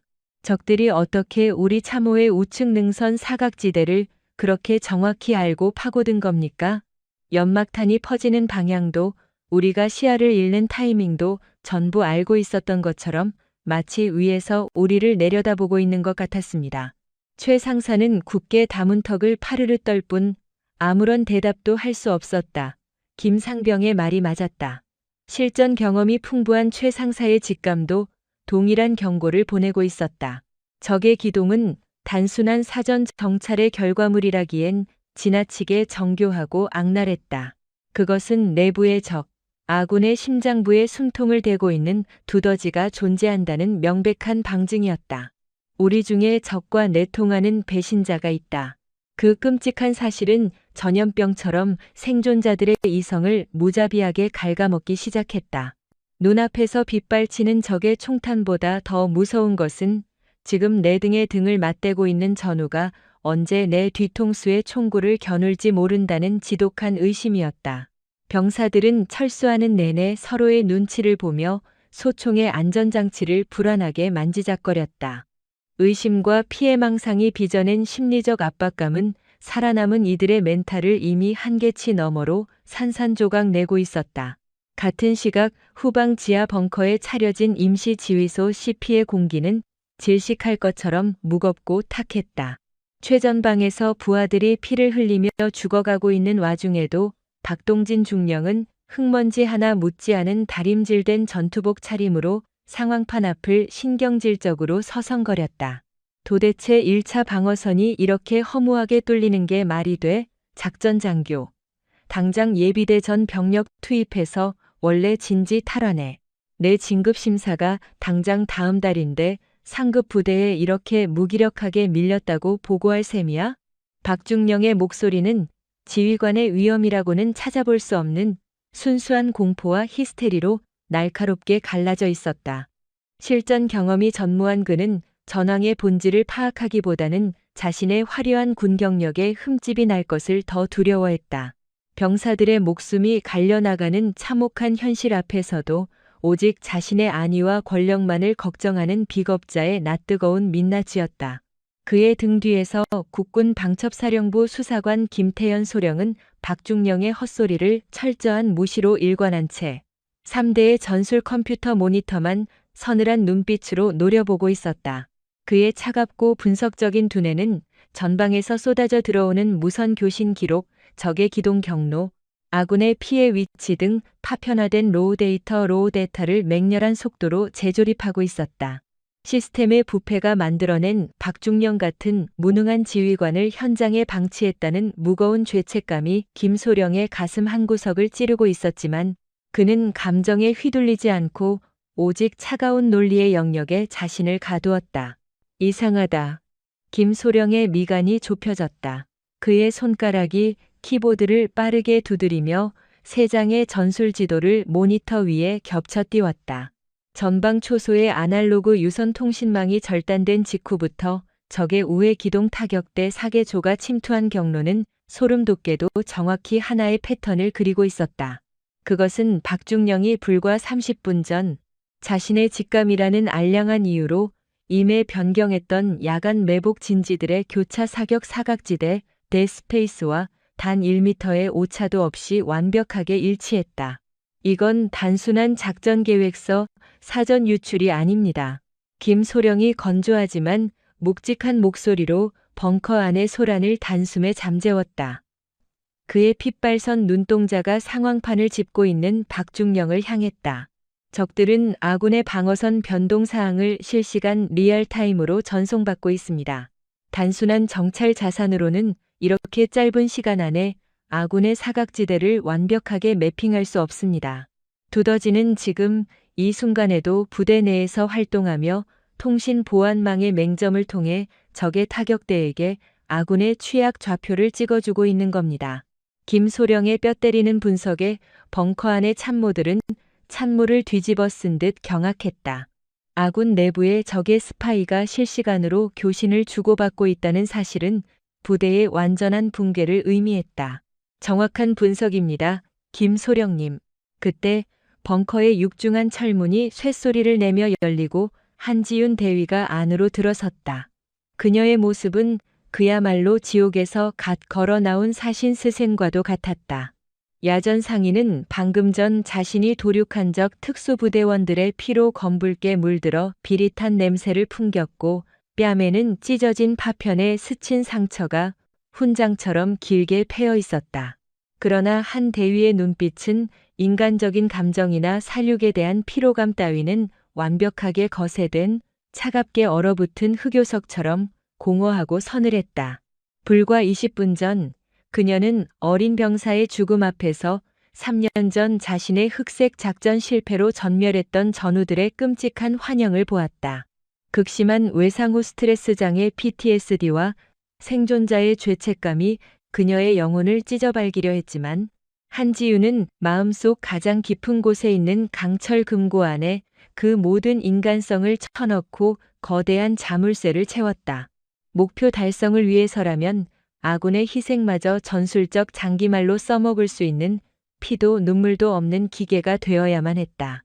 한 대위가 피에 젖은 전술 장갑을 벗어 책상 위에 던지며 작전지도 위로 곧장 걸어갔다.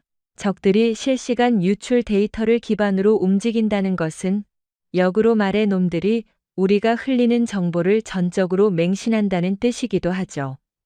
그녀의 목소리에는 일말의 망설임도 없었다. 두더지의 도박의 판을 키워주겠습니다. 가짜 2차 방어선 좌표를 유선망이 아닌 암호화된 일반 무선망을 통해 전파하십시오. 그리고 실제 병력은 그 좌표에서 200m 이격된 능선 후면에 영매복 카운터 엠부시 시킵니다. 두더지가 활동하기 가장 좋은 미끼를 던지는 겁니다. 그것은 아군의 등 뒤에 칼을 꽂으려는 배신자의 특성을 역이용해 적의 본대를 사지로 끌어들이는 잔혹하고도 완벽한 함정이었다. 그러나 실패할 경우 부대 전체가 학살당할 수 있는 미친 도박이기도 했다. 미쳤어? 박중령이 사색이 된 얼굴로 펄쩍 뛰며 소리쳤다. 무선망을 쓰면 상급 부대나 방첩사에서 도청할 수도 있고 무엇보다 그 가짜 좌표가 들통나서 방어선이 진짜로 뚫리면 그 책임은 누가 질 건가. 만약 부대원들이 전멸이라도 하면 내 군 생활은 끝장이라고. 난 이 무모한 작전에 절대 동의할 수 없어. 자신의 안위만을 챙기는 지휘관의 구역질 나는 발악. 한지윤의 차가운 눈동자에 순간 섬뜩한 살기가 번뜩였지만 그녀가 입을 열기도 전에 김태현 소령이 나섰다. 평소 한 대위의 무자비한 목적지상주의와 번번이 충돌하며 엄격한 절차를 중시하던 김소령이었지만 지금 이 상황에서 박중령의 비겁함은 군의 존립 자체를 위협하는 암세포였다. 김소령의 엄격한 논리적 연산으로도 현재 이 끔찍한 소모전을 끝내고 부대원들을 살릴 유일한 해답은 한 대위의 실용주의적 도박뿐이었다. 현 시간부로 대대장의 지휘 권한을 일시 박탈합니다. 김소령이 허리춤의 권총 홀스터에 손을 얹으며 얼음장 같은 목소리로 선언했다. 방첩사 전시 수사 규정 제4조에 의거 현재 부대 내 실시간 이적 행위가 확인되었고 지휘관의 정상적인 작전 수행 능력이 결여되었다고 판단되는 바 작전 통제권은 방첩사와 대테러 전술 전문가인 한 대위에게 공동 이관됩니다. 불복할 시 반역 동조 혐의로 즉각 체포하겠습니다. 박중령의 얼굴이 시체처럼 새하얗게 질렸다. 가장 두려워하던 권력의 상실과 책임의 추궁. 그것은 그에게 전장의 총알보다 더한 공포였다.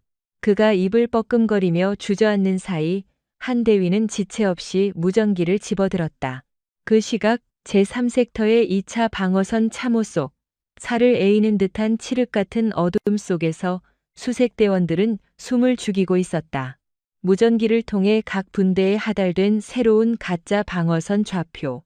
그러나 최민석 상사만은 한 대위로부터 아날로그 유선망을 통해 별도의 진짜 영매복 지시를 받은 상태였다. 최 상사는 참호 속에 웅크려 덜덜 떨고 있는 부하들을 비통한 눈으로 바라보았다. 이 좁은 참호 안에 동료들의 위치를 적에게 팔아넘긴 더러운 배신자가 숨어 있다.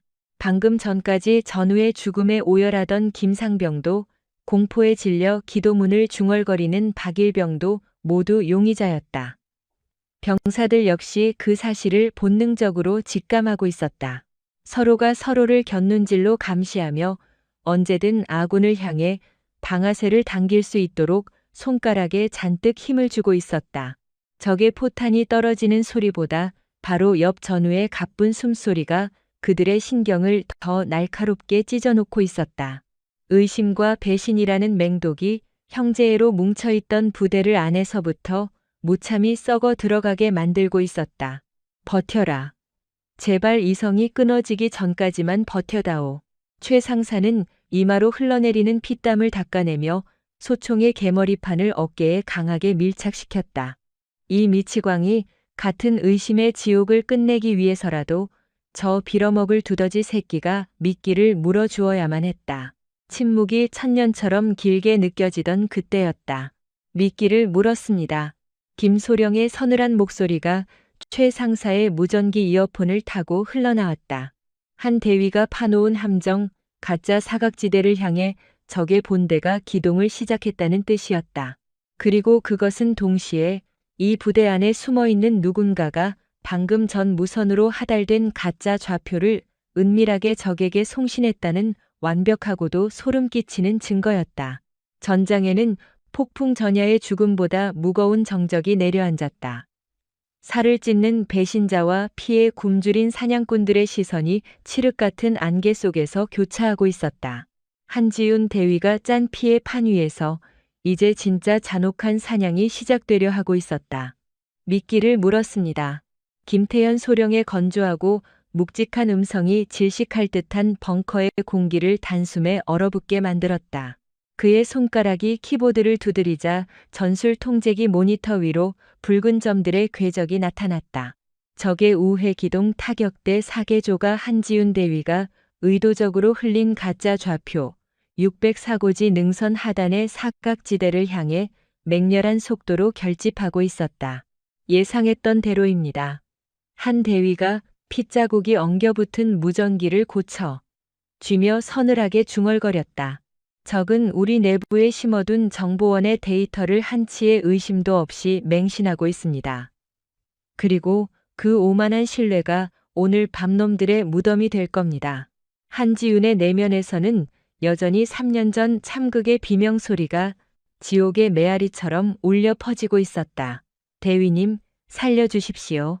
머리가 날아간 채 피를 토하며 죽어가던 부하들의 환영이 눈앞을 스쳤다. 극심한 외상 후 스트레스장애 PTSD가 발작처럼 밀려와 그녀의 심장을 옥죄었지만 그녀는 피가 날 정도로 입술을 꽉 깨물며 인간적인 고통을 마음속 강철금고 안에 가두어 버렸다.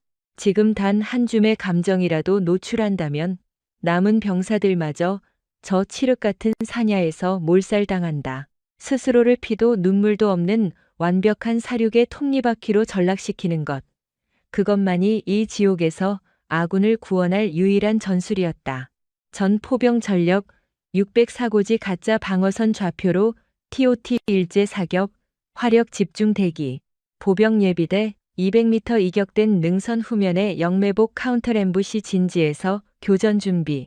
그녀의 명령이 통신망을 타고 하달되는 동안 지휘권을 박탈당한 박동진 중령은 벙커 구석에 처박혀 사시나무 떨듯 몸을 떨고 있었다.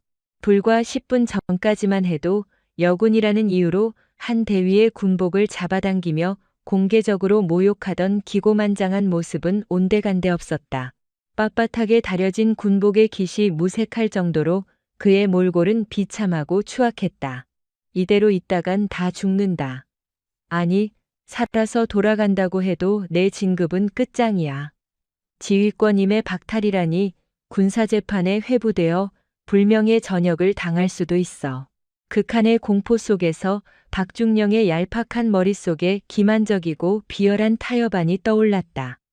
후방연대 본부로 직접 이동해 상황을 보고하고 지원을 요청한다는 명분. 실질적인 적전 도주이자 합법을 가장한 타령이나 다름없었지만 히스테리에 사로잡힌 그에게는 유일한 탈출구로 보였다. 비켜. 통신망도 해킹당한 마당의 대대장인 내가 직접 후방으로 가서 전차 부대를 끌고 와야 해. 이건 작전상 후퇴다.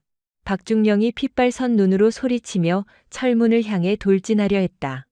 그러나 김태현 소령이 거대한 바위처럼 그의 앞을 막아섰다. 권총을 빼들지는 않았지만 김 소령의 시선은 그 어떤 무기보다도 날카롭게 박중령의 목줄을 겨누고 있었다. 중령님? 김소령의 목소리는 한겨울의 칼바람처럼 차가웠다. 평소 엄격한 규정을 맹신하며 한 대위의 실용주의와 충돌하던 그조차 지금 이 순간만큼은 한지윤의 무자비한 목적 지상주의에 완벽히 동화되어 있었다. 지금 이 철문 밖으로 단 한 발자국이라도 내디디신다면 방첩사 수사관의 직권으로 적전 도주 및 이적 행위 동조자로 간주하여 즉결 처분하겠습니다. 자리에 앉으십시오. 너희들이 감히 나를?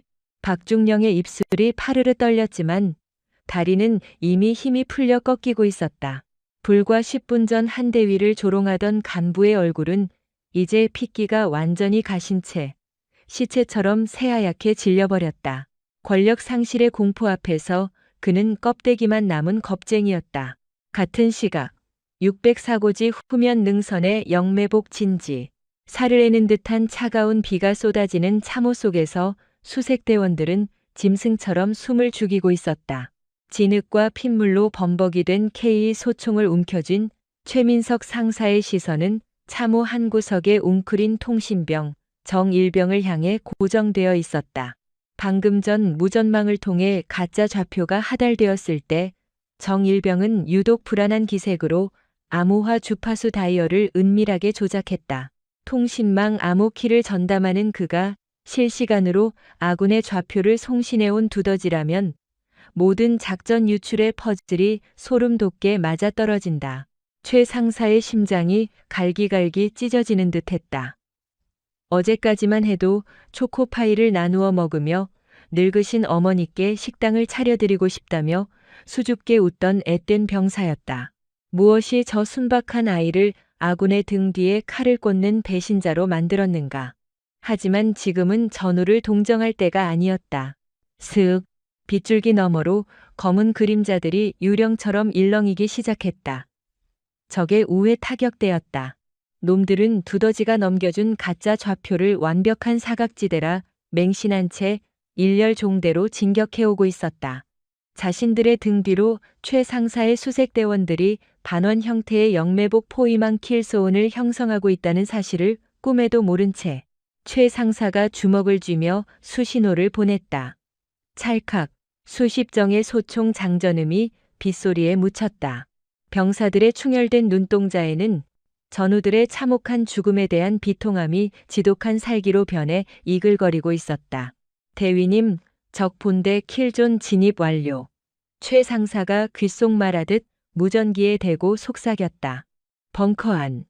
전술 모니터의 붉은 점들이 포위망 중앙에 밀집한 것을 확인한 한지훈 대위의 얼음장 같은 입술이 열렸다. 전부대 사격 개시 fire at will. 명령이 떨어지기가 무섭게 캄캄하던 전장의 밤하늘이 섬광과 굉음으로 찢겨나갔다. 콸과과과광. 후방 포병대의 박격포탄 수십 발이 가짜 방어선 좌표 위로 무자비한 불벼락을 쏟아부었다. 은밀 기동을 확신하던 적 타격대는 머리 위로 쏟아지는 포격에 경악했다. 살점이 뜯겨나가는 아비규환의 지옥이 순식간에 펼쳐졌다. 쏴라. 단 한 놈도 살려두지 마라. 포격의 먼지가 가라앉기도 전에 최 상사가 포효하며 방아쇠를 당겼다. 예광탄이 붉은 궤적을 긋고 적들의 몸통에 무자비하게 박혀들었다. 등 뒤에서 쏟아지는 십자포와의 적들은 반격할 새도 없이 추수기의 밀밭처럼 쓰러져 갔다. 공포에 질려 벌벌 떨던 아군 병사들도 전우들의 복수를 위해 미친 듯이 악을 쓰며 화력을 쏟아부었다. 그 사륙의 혼란 와중에 참호 구석에서 정일병이 눈물을 쏟으며 소형 암호 발신기를 꺼내드는 것이 최 상사의 시야에 들어왔다. 적들에게 함정임을 알리려는 두더지의 마지막 발악이었다. 정일병. 최 상사가 괴성을 지르며 몸을 날렸다. 질척이는 진흙탕 위로 두 사람의 몸이 뒹굴었다. 발신기가 바닥의 돌부리에 부딪혀 산산조각 났다. 왜 그랬어, 이 개새끼야? 도대체 왜? 최 상사가 멱살을 거칠게 틀어쥐고 울부짖었다. 정일병은 얼굴이 진흙과 눈물로 범벅이 된 채 덜덜 떨며 오열했다. 살고 싶었습니다. 죄송합니다. 고향에 계신 어머니가. 놈들이 무전망을 해킹해 가족의 집 주소를 들이밀며 협조하지 않으면 어머니 목을 따버리겠다고. 살려주십시오. 제발. 전쟁이라는 잔혹한 톱니바퀴에 짓눌린 인간의 비참한 절규. 최 상사는 권총을 뽑아 정일병의 이마에 겨눴지만 방아쇠를 당기는 그의 굵은 손가락은 극심한 경련을 일으키고 있었다. 죽어간 전우들의 넋을 기려야 한다는 분노와 가족을 지키기 위해 지옥불에 몸을 던진 약자를 향한 처절한 연민이 충돌하며 그를 찢어놓았다. 빗물이 최 상사의 주름진 뺨을 타고 흘러내렸다. 상황 종료. 적 타격대 전멸. 내부 첩자 생포 확보했습니다. 무전기 너머로 들려오는 최 상사의 비통한 목소리에 벙커 내부에는 죽음보다 무거운 정적이 내려앉았다. 한지훈 대위는 표정에 미동조차 없이 피 묻은 장갑을 다시 꼈다. 적의 핵심 전력은 괴멸되었고 내부의 종양도 도려냈다. 그러나 심연의 웅크린 죄책감은 결코 이 승리로 씻겨 내려가지 않았다. 또다시 나약한 자들의 피와 눈물을 제물로 삼아 얻어낸 처절한 승리. 이것이 그녀가 속죄의 방식으로 선택한 지옥이었다. 김태연 소령은 붉은 점들이 소멸된 것을 확인한 뒤 천천히 고개를 돌려 바닥에 처참하게 주저앉아 있는 박동진 중령을 내려다보았다. 불과 10여 분 전 한 대위의 군복을 잡아당기며 공개적으로 모욕하던 기고만장한 엘리트 장교의 허울은 온데간데 없었다. 박중령의 얼굴은 피가 모두 빠져나간 듯 새하얗게 질려 백지장이 되어 있었고 극도의 공포로 바지가 젖어 들어가는 것조차 자각하지 못할 만큼 영혼이 완전히 파괴되어 있었다. 박동진 중령. 김소령의 목소리는 군사법정의 선고처럼 단호하게 벙커를 울렸다. 당신의 비겁함과 무능이 오늘 수백 명을 죽음으로 몰아넣을 뻔했습니다. 전투 상황이 종료되는 즉시 직무 유기 및 적전 이탈기도 혐의로 군검찰에 정식 인계될 것입니다. 당신의 화려했던 군 경력은 오늘 이 순간부로 끝났습니다. 박중령은 어떠한 소리도 내지 못한 채 짐승처럼 바닥을 긁었다. 그가 평생을 바쳐 기어오르며 쌓아 올렸던 얄팍한 권력과 허영심이 진짜 전장의 무게 앞에서 먼지처럼 부서져 내린 것이다. 한지윤 대위는 바닥에 쓰러진 박중령을 차갑게 별견패겐한 뒤 소총을 챙겨들고 철문을 향해 뚜벅뚜벅 걸어갔다. 전방 경계 태세 격상하고 생존자 수색조 편성하십시오. 아직 이 빌어먹을 전쟁은 안 끝났습니다. 육중한 철문이 날카로운 마찰음을 내며 열리고 비릿한 피냄새를 품은 새벽의 찬 공기가 밀려 들어왔다. 폭우 속으로 홀로 걸어 들어가는 한 대위의 고독한 뒷모습 위로 비정한 전장의 빗줄기만이 차갑게 쏟아져 내리고 있었다. 육중한 철문이 날카로운 마찰음을 내며 열리고 비릿한 피냄새를 품은 새벽의 찬 공기가 밀려 들어왔다. 폭우 속으로 홀로 걸어 나가려던 한지윤 대위의 발걸음이 일순간 허공에 멈췄다. 그녀의 예리한 감각이 거센 빗소리 사이로 섞여드는 미세한 금소금을 포착한 직후였다. 안전핀이 뽑히는 소리. 전원 엎드려. 한 대위의 짐승 같은 외침과 동시에 칠흑 같은 어둠 속에서 섬광이 번쩍였다. 쾅! 고막을 찢는 굉음과 함께 벙커 입구에 대인지뢰급의 폭발이 일어났다. 파편이 콘크리트 벽에 부딪히며 시뻘건 스파크를 튀겼고 무자비한 폭압이 벙커 내부의 공기를 거칠게 밀어냈다. 한 대위는 반사적으로 몸을 날려 엄폐했지만 파편 하나가 그녀의 왼쪽 뺨을 스치며 붉은 선혈을 흩뿌렸다. 적의 본대가 604고지 후면 능선의 영매복에 걸려 전멸한 것은 맞았다. 하지만 그것조차 이중기만 디셉션이었다. 적의 진정한 목표는 방어선 돌파가 아니라 외부의 혼란을 틈타 아군의 심장부인 지휘부를 타격하는 참수작전 디카피테이션 스트라이크였던 것이다. 가짜 좌표를 미끼로 던져 본대의 시선을 돌린 사이 소수 정예로 구성된 적 특수작전조가 지휘 벙커의 턱 밑까지 은밀히 침투해 있었다. 타타타타타타. 입구의 매연을 뚫고 검은 야전복을 입은 적 특수부대원들이 벙커 안으로 쏟아져 들어왔다. 폐쇄된 지하 공간은 순식간에 피와 화약 냄새, 그리고 귀를 찢는 교전음으로 가득 찬 아수라장이 되었다. 방어선 구축. 입구 쪽으로 화력 집중해.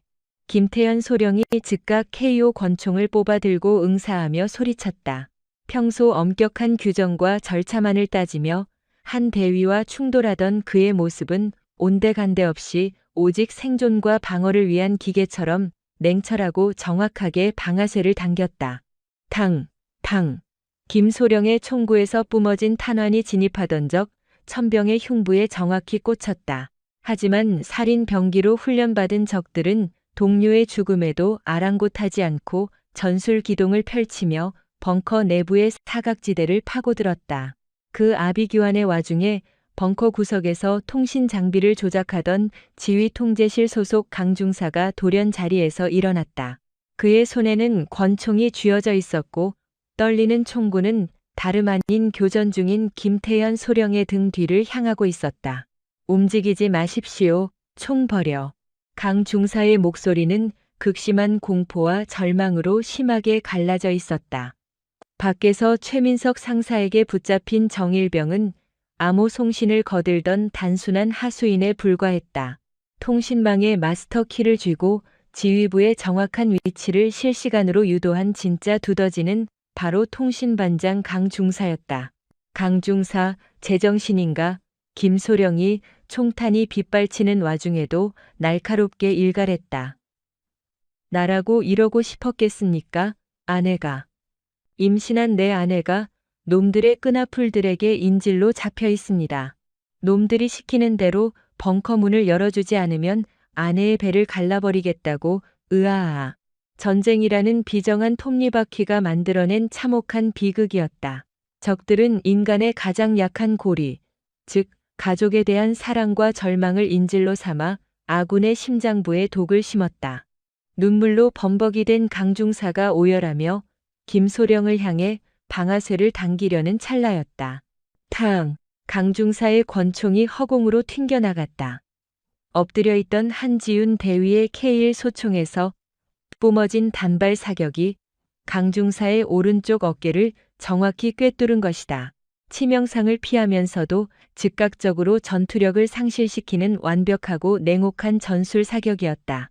내부 첩자는 살려도 적의 역정보를 캐낼 핵심 정보 자산이니까. 한 대위가 얼음장 같은 목소리로 내뱉으며 총구를 돌려 입구 쪽의 적들을 향해 연사를 퍼부었다. 과거 뼈아픈 블랙옵스 작전에서 감정에 휩쓸려 팀원들을 잃었던 끔찍한 트라우마가 그녀의 심연에서 비명을 지르고 있었지만 그녀는 그 고통을 극한의 이성으로 억누르고 있었다. 지금 그녀의 뇌구조는 오직 생존과 임무 완수라는 피비린내 나는 알고리즘으로만 작동했다. 하지만 공간이 제한된 벙커 안에서 적들의 화력은 압도적이었다. 지휘 통제실의 모니터들이 벌집처럼 뚫리며 유리 파편과 콘크리트 가루가 눈보라처럼 흩날렸다. 그때 적의 돌격조 한 명이 파괴된 상황판 뒤로 우회하여 완벽한 사격 위치를 확보했다. 그의 돌격 소총 총구가 향한 곳은 참호 구석에서 머리를 감싸 쥐고 사시나무 떨듯 웅크려 있는 박동진 중령이었다. 불과 10분 전, 한 대위의 군복을 잡아당기며 여군이라는 이유로 조롱하고 모욕을 주던 오만방자한 엘리트 장교, 진급과 정치적 권력만을 되치며 부하들의 목숨을 장기말처럼 여기던 그는 진짜 전장의 무자비한 공포 앞에서 바지에 오줌을 지린 채 비명조차 지르지 못하는 짐승으로 전락해 있었다. 그의 얼굴은 피가 모두 빠져나가 백지장처럼 새하얘져 있었다. 적의 손가락이 방아쇠에 걸리는 찰나 한 대위의 뇌리에 차가운 전술적 계산이 번개처럼 스쳐 지나갔다. 박중령은 무능한 쓰레기다. 하지만 대대장이 전사하면 부대의 지휘 체계가 붕괴하고 수백 명의 부하들이 방향을 잃고 개죽음을 당하게 된다. 결론은 0.1초 만에 났다. 그녀는 저 역겨운 상관을 살리기 위해서가 아니라 비바람치는 밖에서 피 흘리며 싸우고 있는 수많은 최민석 상사와 이름 없는 병사들을 살리기 위해 몸을 던졌다. 중령님, 엎드려. 한지훈이 바닥을 박차고 날아오르며 박중령의 목덜미를 거칠게 낚아채 바닥으로 처박았다. 그와 거의 동시에 적의 소총이 불을 뿜었다. 푹! 소음기 너머로 들려오는 둔탁한 파음과 함께 한지훈의 몸이 강하게 꺾였다. 방탄조끼의 측면 세라믹 플레이트가 덮지 못한 왼쪽 옆구리 늑골 틈새로 7.6 EMM 철갑탄이 무자비하게 파고들어 내장을 찢었다. 한 대위의 입에서 억눌린 신음이 터져나왔다. 검붉은 피가 왈칵 뿜어져 나와 바닥에 나동그라진 박중령의 새하얀 얼굴 위로 뜨겁게 쏟아졌다. 시체처럼 굳어있던 박중령의 두 눈이 극도의 경악으로 튀어나올 듯 커졌다. 한 대위님, 김태현 소령이 분노로 포효하며 엄폐물 위로 몸을 드러낸 채 적을 향해 탄창 하나를 통째로 비워냈다. 우회하던 적 1000병의 몸이 벌집이 되어 쓰러졌다. 이어진 김소령의 정밀한 어무 사격과 뒤늦게 폭음을 듣고 벙커 외곽에서 달려온 본부 중대 경계병들의 십자포화에 벙커 내부에 진입했던 적 특수작전조는 마침내 전멸했다. 자욱한 화약 연기와 지독한 피비린내 속에서 죽음보다 무거운 정적이 벙커에 내려앉았다. 스파크가 튀며 전멸하는 전선의 불빛만이 처참하게 찢겨나간 시체들을 비추고 있었다. 대위님 정신 차리십시오. 김소령이 황급히 달려와 한지윤의 찢어진 전투복을 벗겨내고 야전 지혈대로 상처를 강하게 압박했다. 언제나 서늘한 논리로 그녀의 목적지상주의를 비판하던 그의 눈빛은 참담함과 경외심으로 심하게 흔들리고 있었다. 쿨럭, 지혈, 똑바로 하십시오, 소령님. 피냄새 때문에 역겨워 죽겠네. 한 대위가 피 섞인 기침을 토해내면서도 희미하게 입꼬리를 올렸다. 창백해진 이마에 맺힌 굵은 식은땀이 그녀의 극심한 고통을 대변하고 있었지만 그녀의 눈빛만큼은 시퍼렇게 날이 선명검처럼 형형하게 빛나고 있었다. 과거 작전에서 부하들을 지키지 못했던 뼈저린 죄책감이 방금 전에 이 처절한 희생을 통해 아주 조금이나마 씻겨 내려가는 듯했다. 그녀는 피 묻은 장갑 낀 손을 뻗어 바닥에 엎드린 채 정신을 차리지 못하고 덜덜 떠는 박동진 중령의 멱살을 움켜쥐었다. 치명상에서 피가 왈칵 쏟아졌지만 한 대위의 악력은 저승사자처럼 강렬했다. 박동진 중령.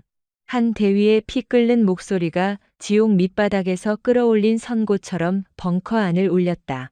박중령은 벌벌 떨며 자신의 얼굴에 튄 한 대위의 뜨거운 피를 닦아낼 생각조차 하지 못한 채 그녀의 눈을 마주 보았다. 불과 얼마 전까지 자신이 권력으로 짓밟고 모욕했던 여군의 눈동자 속에는 그가 평생 단 한 번도 경험해보지 못한 진짜 전장의 무자비한 심연이 담겨 있었다. 이게 당신이 그토록 달고 싶어 환장하던 장군 계급장의 무게입니다. 한 대위가 박중령의 귓가에 핏기 없는 입술을 가져다 대고 속삭였다. 당신의 비겁함과 알량한 자존심을 지키기 위해 얼마나 많은 부하들의 피와 살점이 이 진흙탕 속에 지식이며 썩어가야 하는지 똑똑히 보란 말입니다. 박중령의 동공이 지진이라도 난 듯 요동쳤다. 그의 얄팍했던 세계관이 산산조각 나는 순간이었다.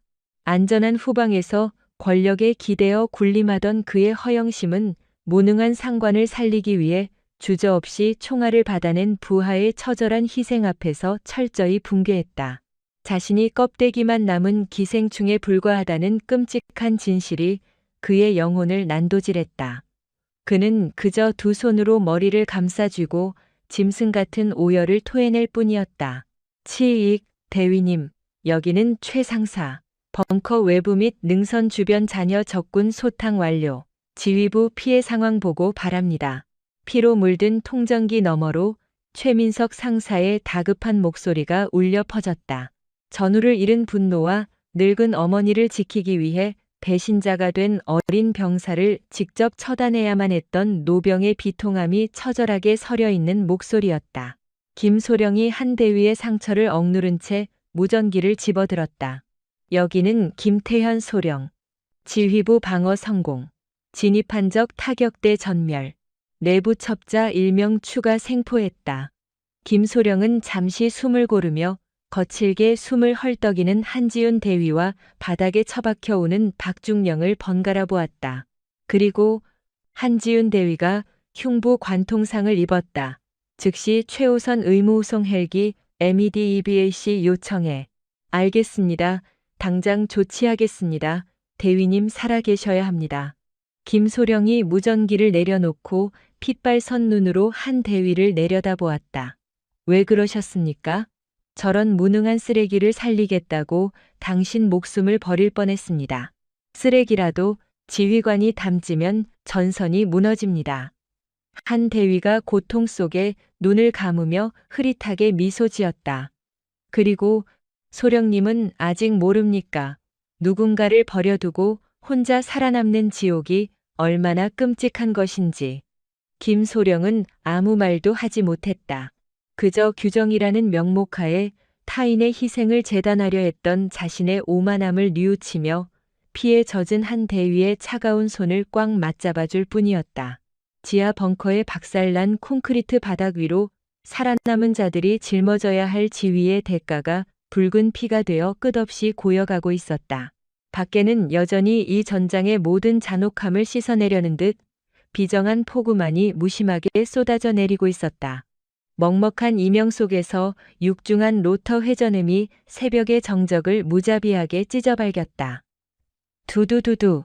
피비린내와 매연 매캐한 화약 연기로 절어있던 대기 위로 의무후송 헬기 매대박과 거센 하강기류를 일으키며 부서진 연병장 한가운데 내려앉았다.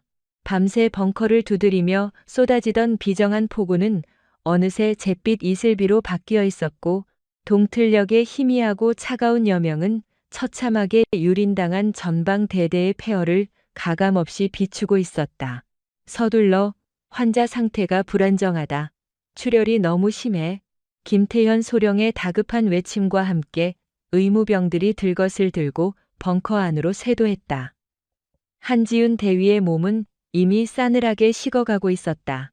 방탄조끼의 세라믹 플레이트 틈새를 파고든 7.6 EMM 철갑탄은 그녀의 늑골을 산산조각 내고 폐엽 일부를 찢어놓은 상태였다.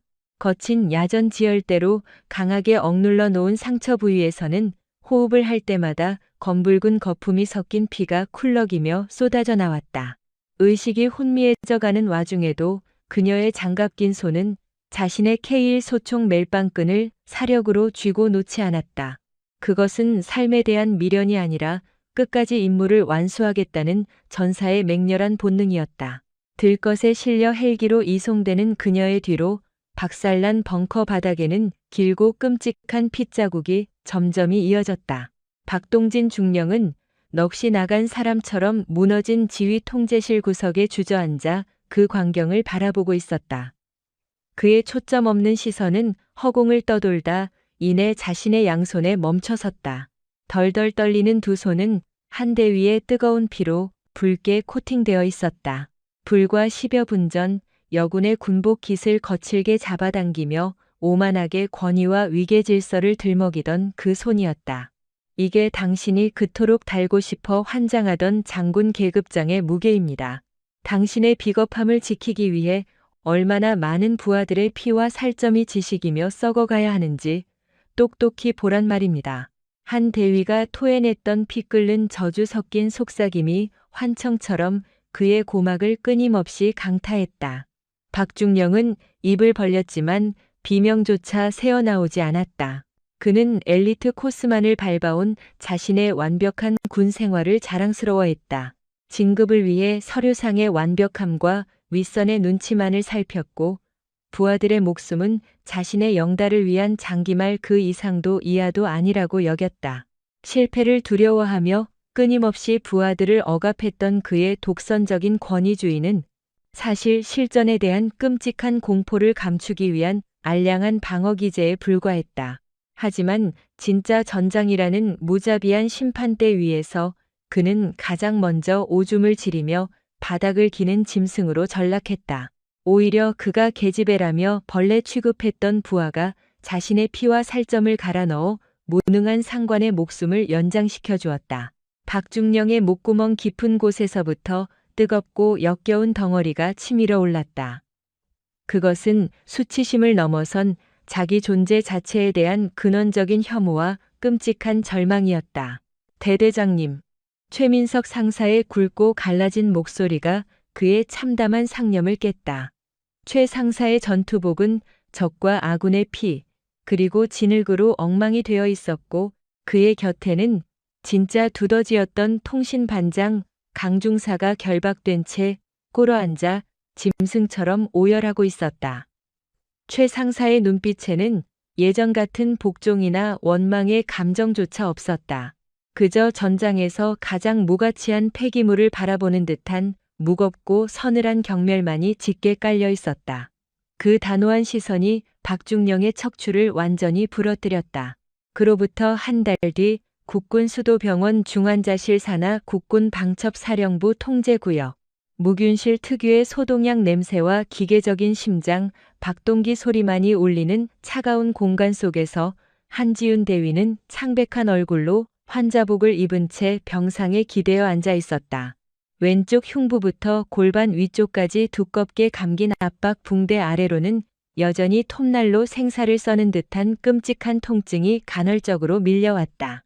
일반인이라면 수개월을 꼼짝없이 누워 있어야 할 중상이었으나 그녀의 눈빛만은 혹한의 얼음장처럼 차갑고 형형하게 빛나고 있었다.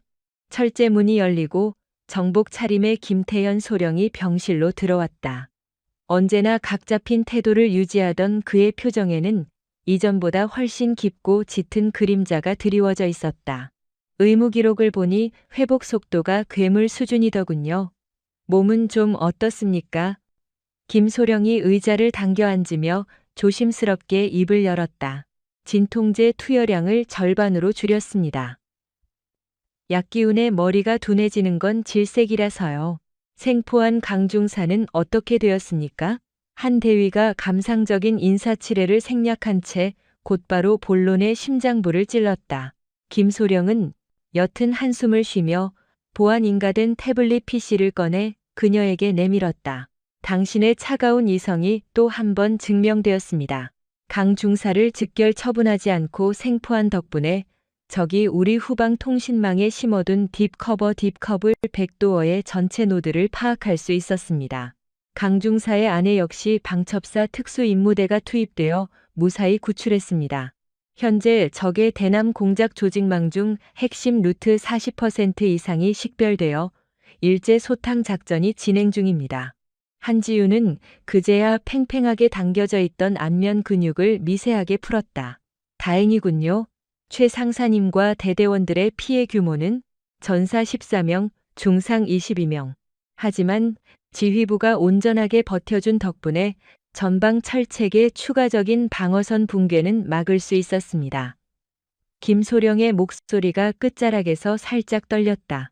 그는 한참 동안 서류 너머로 한 대위를 응시하다가 천천히 고개를 숙였다. 당신의 그 무모할 정도의 이타심과 동시에 그토록 냉혹했던 전술적 판단 모두에 깊은 경의를 표합니다. 규정과 절차, 시스템의 논리만을 맹신하며 당신의 실전주의적 방식을 비난했던 제 알량한 오만함을 사과드리고 싶습니다. 지휘관의 생존이 전선 전체의 생명과 직결된다는 그 피비린내 나는 현장의 교훈을 평생 잊지 않겠습니다. 한대위는 고개를 저으며 창밖으로 시선을 돌렸다. 사과는 필요 없습니다, 소령님. 저는 그저 머릿속으로 계산을 했을 뿐입니다. 대대장이 죽으면 부대의 통신과 지휘 체계가 붕괴하고 결국 수백 명의 부하들이 개죽음을 당할 테니까요. 가장 효율적인 수를 둔 것뿐입니다. 그녀는 여전히 자신의 숭고한 희생조차 차가운 논리로 포장하고 있었다. 하지만 김소령은 더 이상 그녀의 그 가시 돋친 방어 기제를 지적하지 않았다. 그 기계적인 껍데기 아래에 과거 블랙옵스 작전에서 팀원들을 지키지 못했던 뼈아픈 트라우마와 다시는 동료를 잃지 않겠다는 처절한 속죄가 피눈물처럼 흐르고 있음을 이제는 완벽히 이해하기 때문이었다. 같은 시각 국방부 인사사령부 청사 일각 박동진 중령은 텅 빈 자신의 집무실 책상 위에 놓인 한 장의 서류를 묵묵히 내려다보고 있었다. 전역 지원서. 흑백의 잉크로 무심하게 적힌 그 5글자가 그의 남은 인생과 자아를 통째로 베어내는 단두대의 칼날처럼 느껴졌다. 사건 직후 군 수뇌부는 대대적인 적 특수부대 방어전 성공을 명분 삼아 박중령에게 화랑무공 훈장을 추서하려 했다. 군의 시스템적 방어 실패를 가리고 영웅을 만들어내기 위한 윗선들의 정치적 조작질이었다. 예전에 박동진이었다면 이 기회를 피냄새를 맡은 상어처럼 낚아채어 장군의 별을 향한 도약대로 삼아 뻔뻔하게 미소 지었을 것이다. 하지만 지금의 그는 속이 텅 빈 껍데기이자 걸어다니는 망령에 불과했다.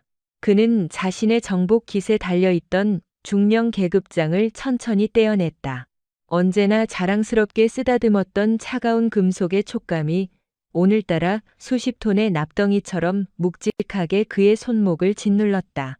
그날 벙커 바닥에 왈칵 쏟아졌던 한 대위의 뜨거운 피, 그리고 쓰러져가는 병사들의 절규가 아직도 그의 소나기와 귓바퀴에 들러붙어 썩어가는 듯했다. 부하들의 고혈과 목숨을 빨아먹고 자라나는 별. 그는 자신이 그 별을 달 자격이 없다는 것을, 아니, 이 신성한 군복을 입고 있을 자격조차 처음부터 없었다는 것을 뼈저리게 깨달았다. 부하를 사지로 밀어넣고 공포에 떨어 도망치는 짐승에게 지휘봉을 텐 자격은 없다. 박중령은 텅 빈 웃음을 지으며 전역 지원서에 자신의 인감을 강하게 찍어 눌렀다. 평생을 목숨처럼 매달렸던 권력욕과 허영심이 한 줌의 재가 되어 공중으로 흩어지는 순간, 역설적이게도 그의 짓눌렸던 영혼은 태어나 처음으로 숨통이 트이는 듯한 기묘한 해방감을 맛보았다. 그것은 철저하게 부서지고 몰락한 자만이 쥐어볼 수 있는 비참하고도 씁쓸한 잿빛 구원이었다. 다시 병실.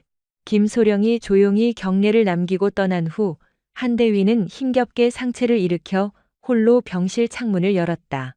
비온 뒤에 젖은 흙내음과 도시의 매연이 섞인 서늘한 바람이 밀려 들어와 그녀의 짧은 머리카락을 거칠게 흩날렸다. 창밖 멀리 병원 주차장 구석에 익숙하고 단단한 실루엣이 보였다. 정갈하게 다려진 전투복을 입은 최민석 상사였다. 그는 한 대위의 병실 창문을 향해 시선을 고정한 채 꼿꼿하고 흔들림 없는 자세로 거수경례를 올리고 있었다. 그것은 살아남은 전우이자 자신들의 목숨을 지켜주기 위해 기꺼이 피를 흘린 진짜 지휘관에 대한 늙은 부사관의 묵직하고 숭고한 찬사였다. 한지우는 창틀을 짚고 서서 부서질 듯 아파오는 몸의 고통을 억누른 채 그를 향해 마주 경례를 올렸다. 그녀의 서늘한 눈가에 아주 찰나의 시간 동안 뜨거운 것이 맺혔으나 이내 차가운 바람에 씻겨 날아갔다. 이곳 최전방에서의 전투는 끝났다. 하지만 그녀의 진짜 전쟁은 아직 끝나지 않았다. 적의 꼬리를 밟았을 뿐 그녀가 쫓아야 할 진짜 그림자들은 여전히 대한민국 심장부 깊숙한 곳에서 암약하며 다음 파멸을 준비하고 있을 것이다. 한 대위는 환자복 너머로 자신의 왼쪽 옆구리에 새롭게 패인 흉터의 감촉을 손끝으로 쓸어내렸다. 이것은 과거의 끔찍한 트라우마를 이겨낸 속죄의 훈장이자 앞으로 다가올 더 잔혹한 블랙옵스를 버텨내기 위한 새로운 각인이었다. 기다려라. 그녀의 낮고 서늘한 중얼거림이 병실의 무거운 정적 속으로 스며들었다. 감정을 거세한 그녀의 푸른빛 톤은 서늘한 눈동자는 이미 안락한 병실을 넘어 피비린내 나는 다음 전장의 한가운데를 날카롭게 꿰뚫어 보고 있었다. 남겨진 재와 처참한 여파 속에서 지옥을 걸어 나온 진정한 사냥꾼이 조용히 다음 사냥을 준비하고 있었다.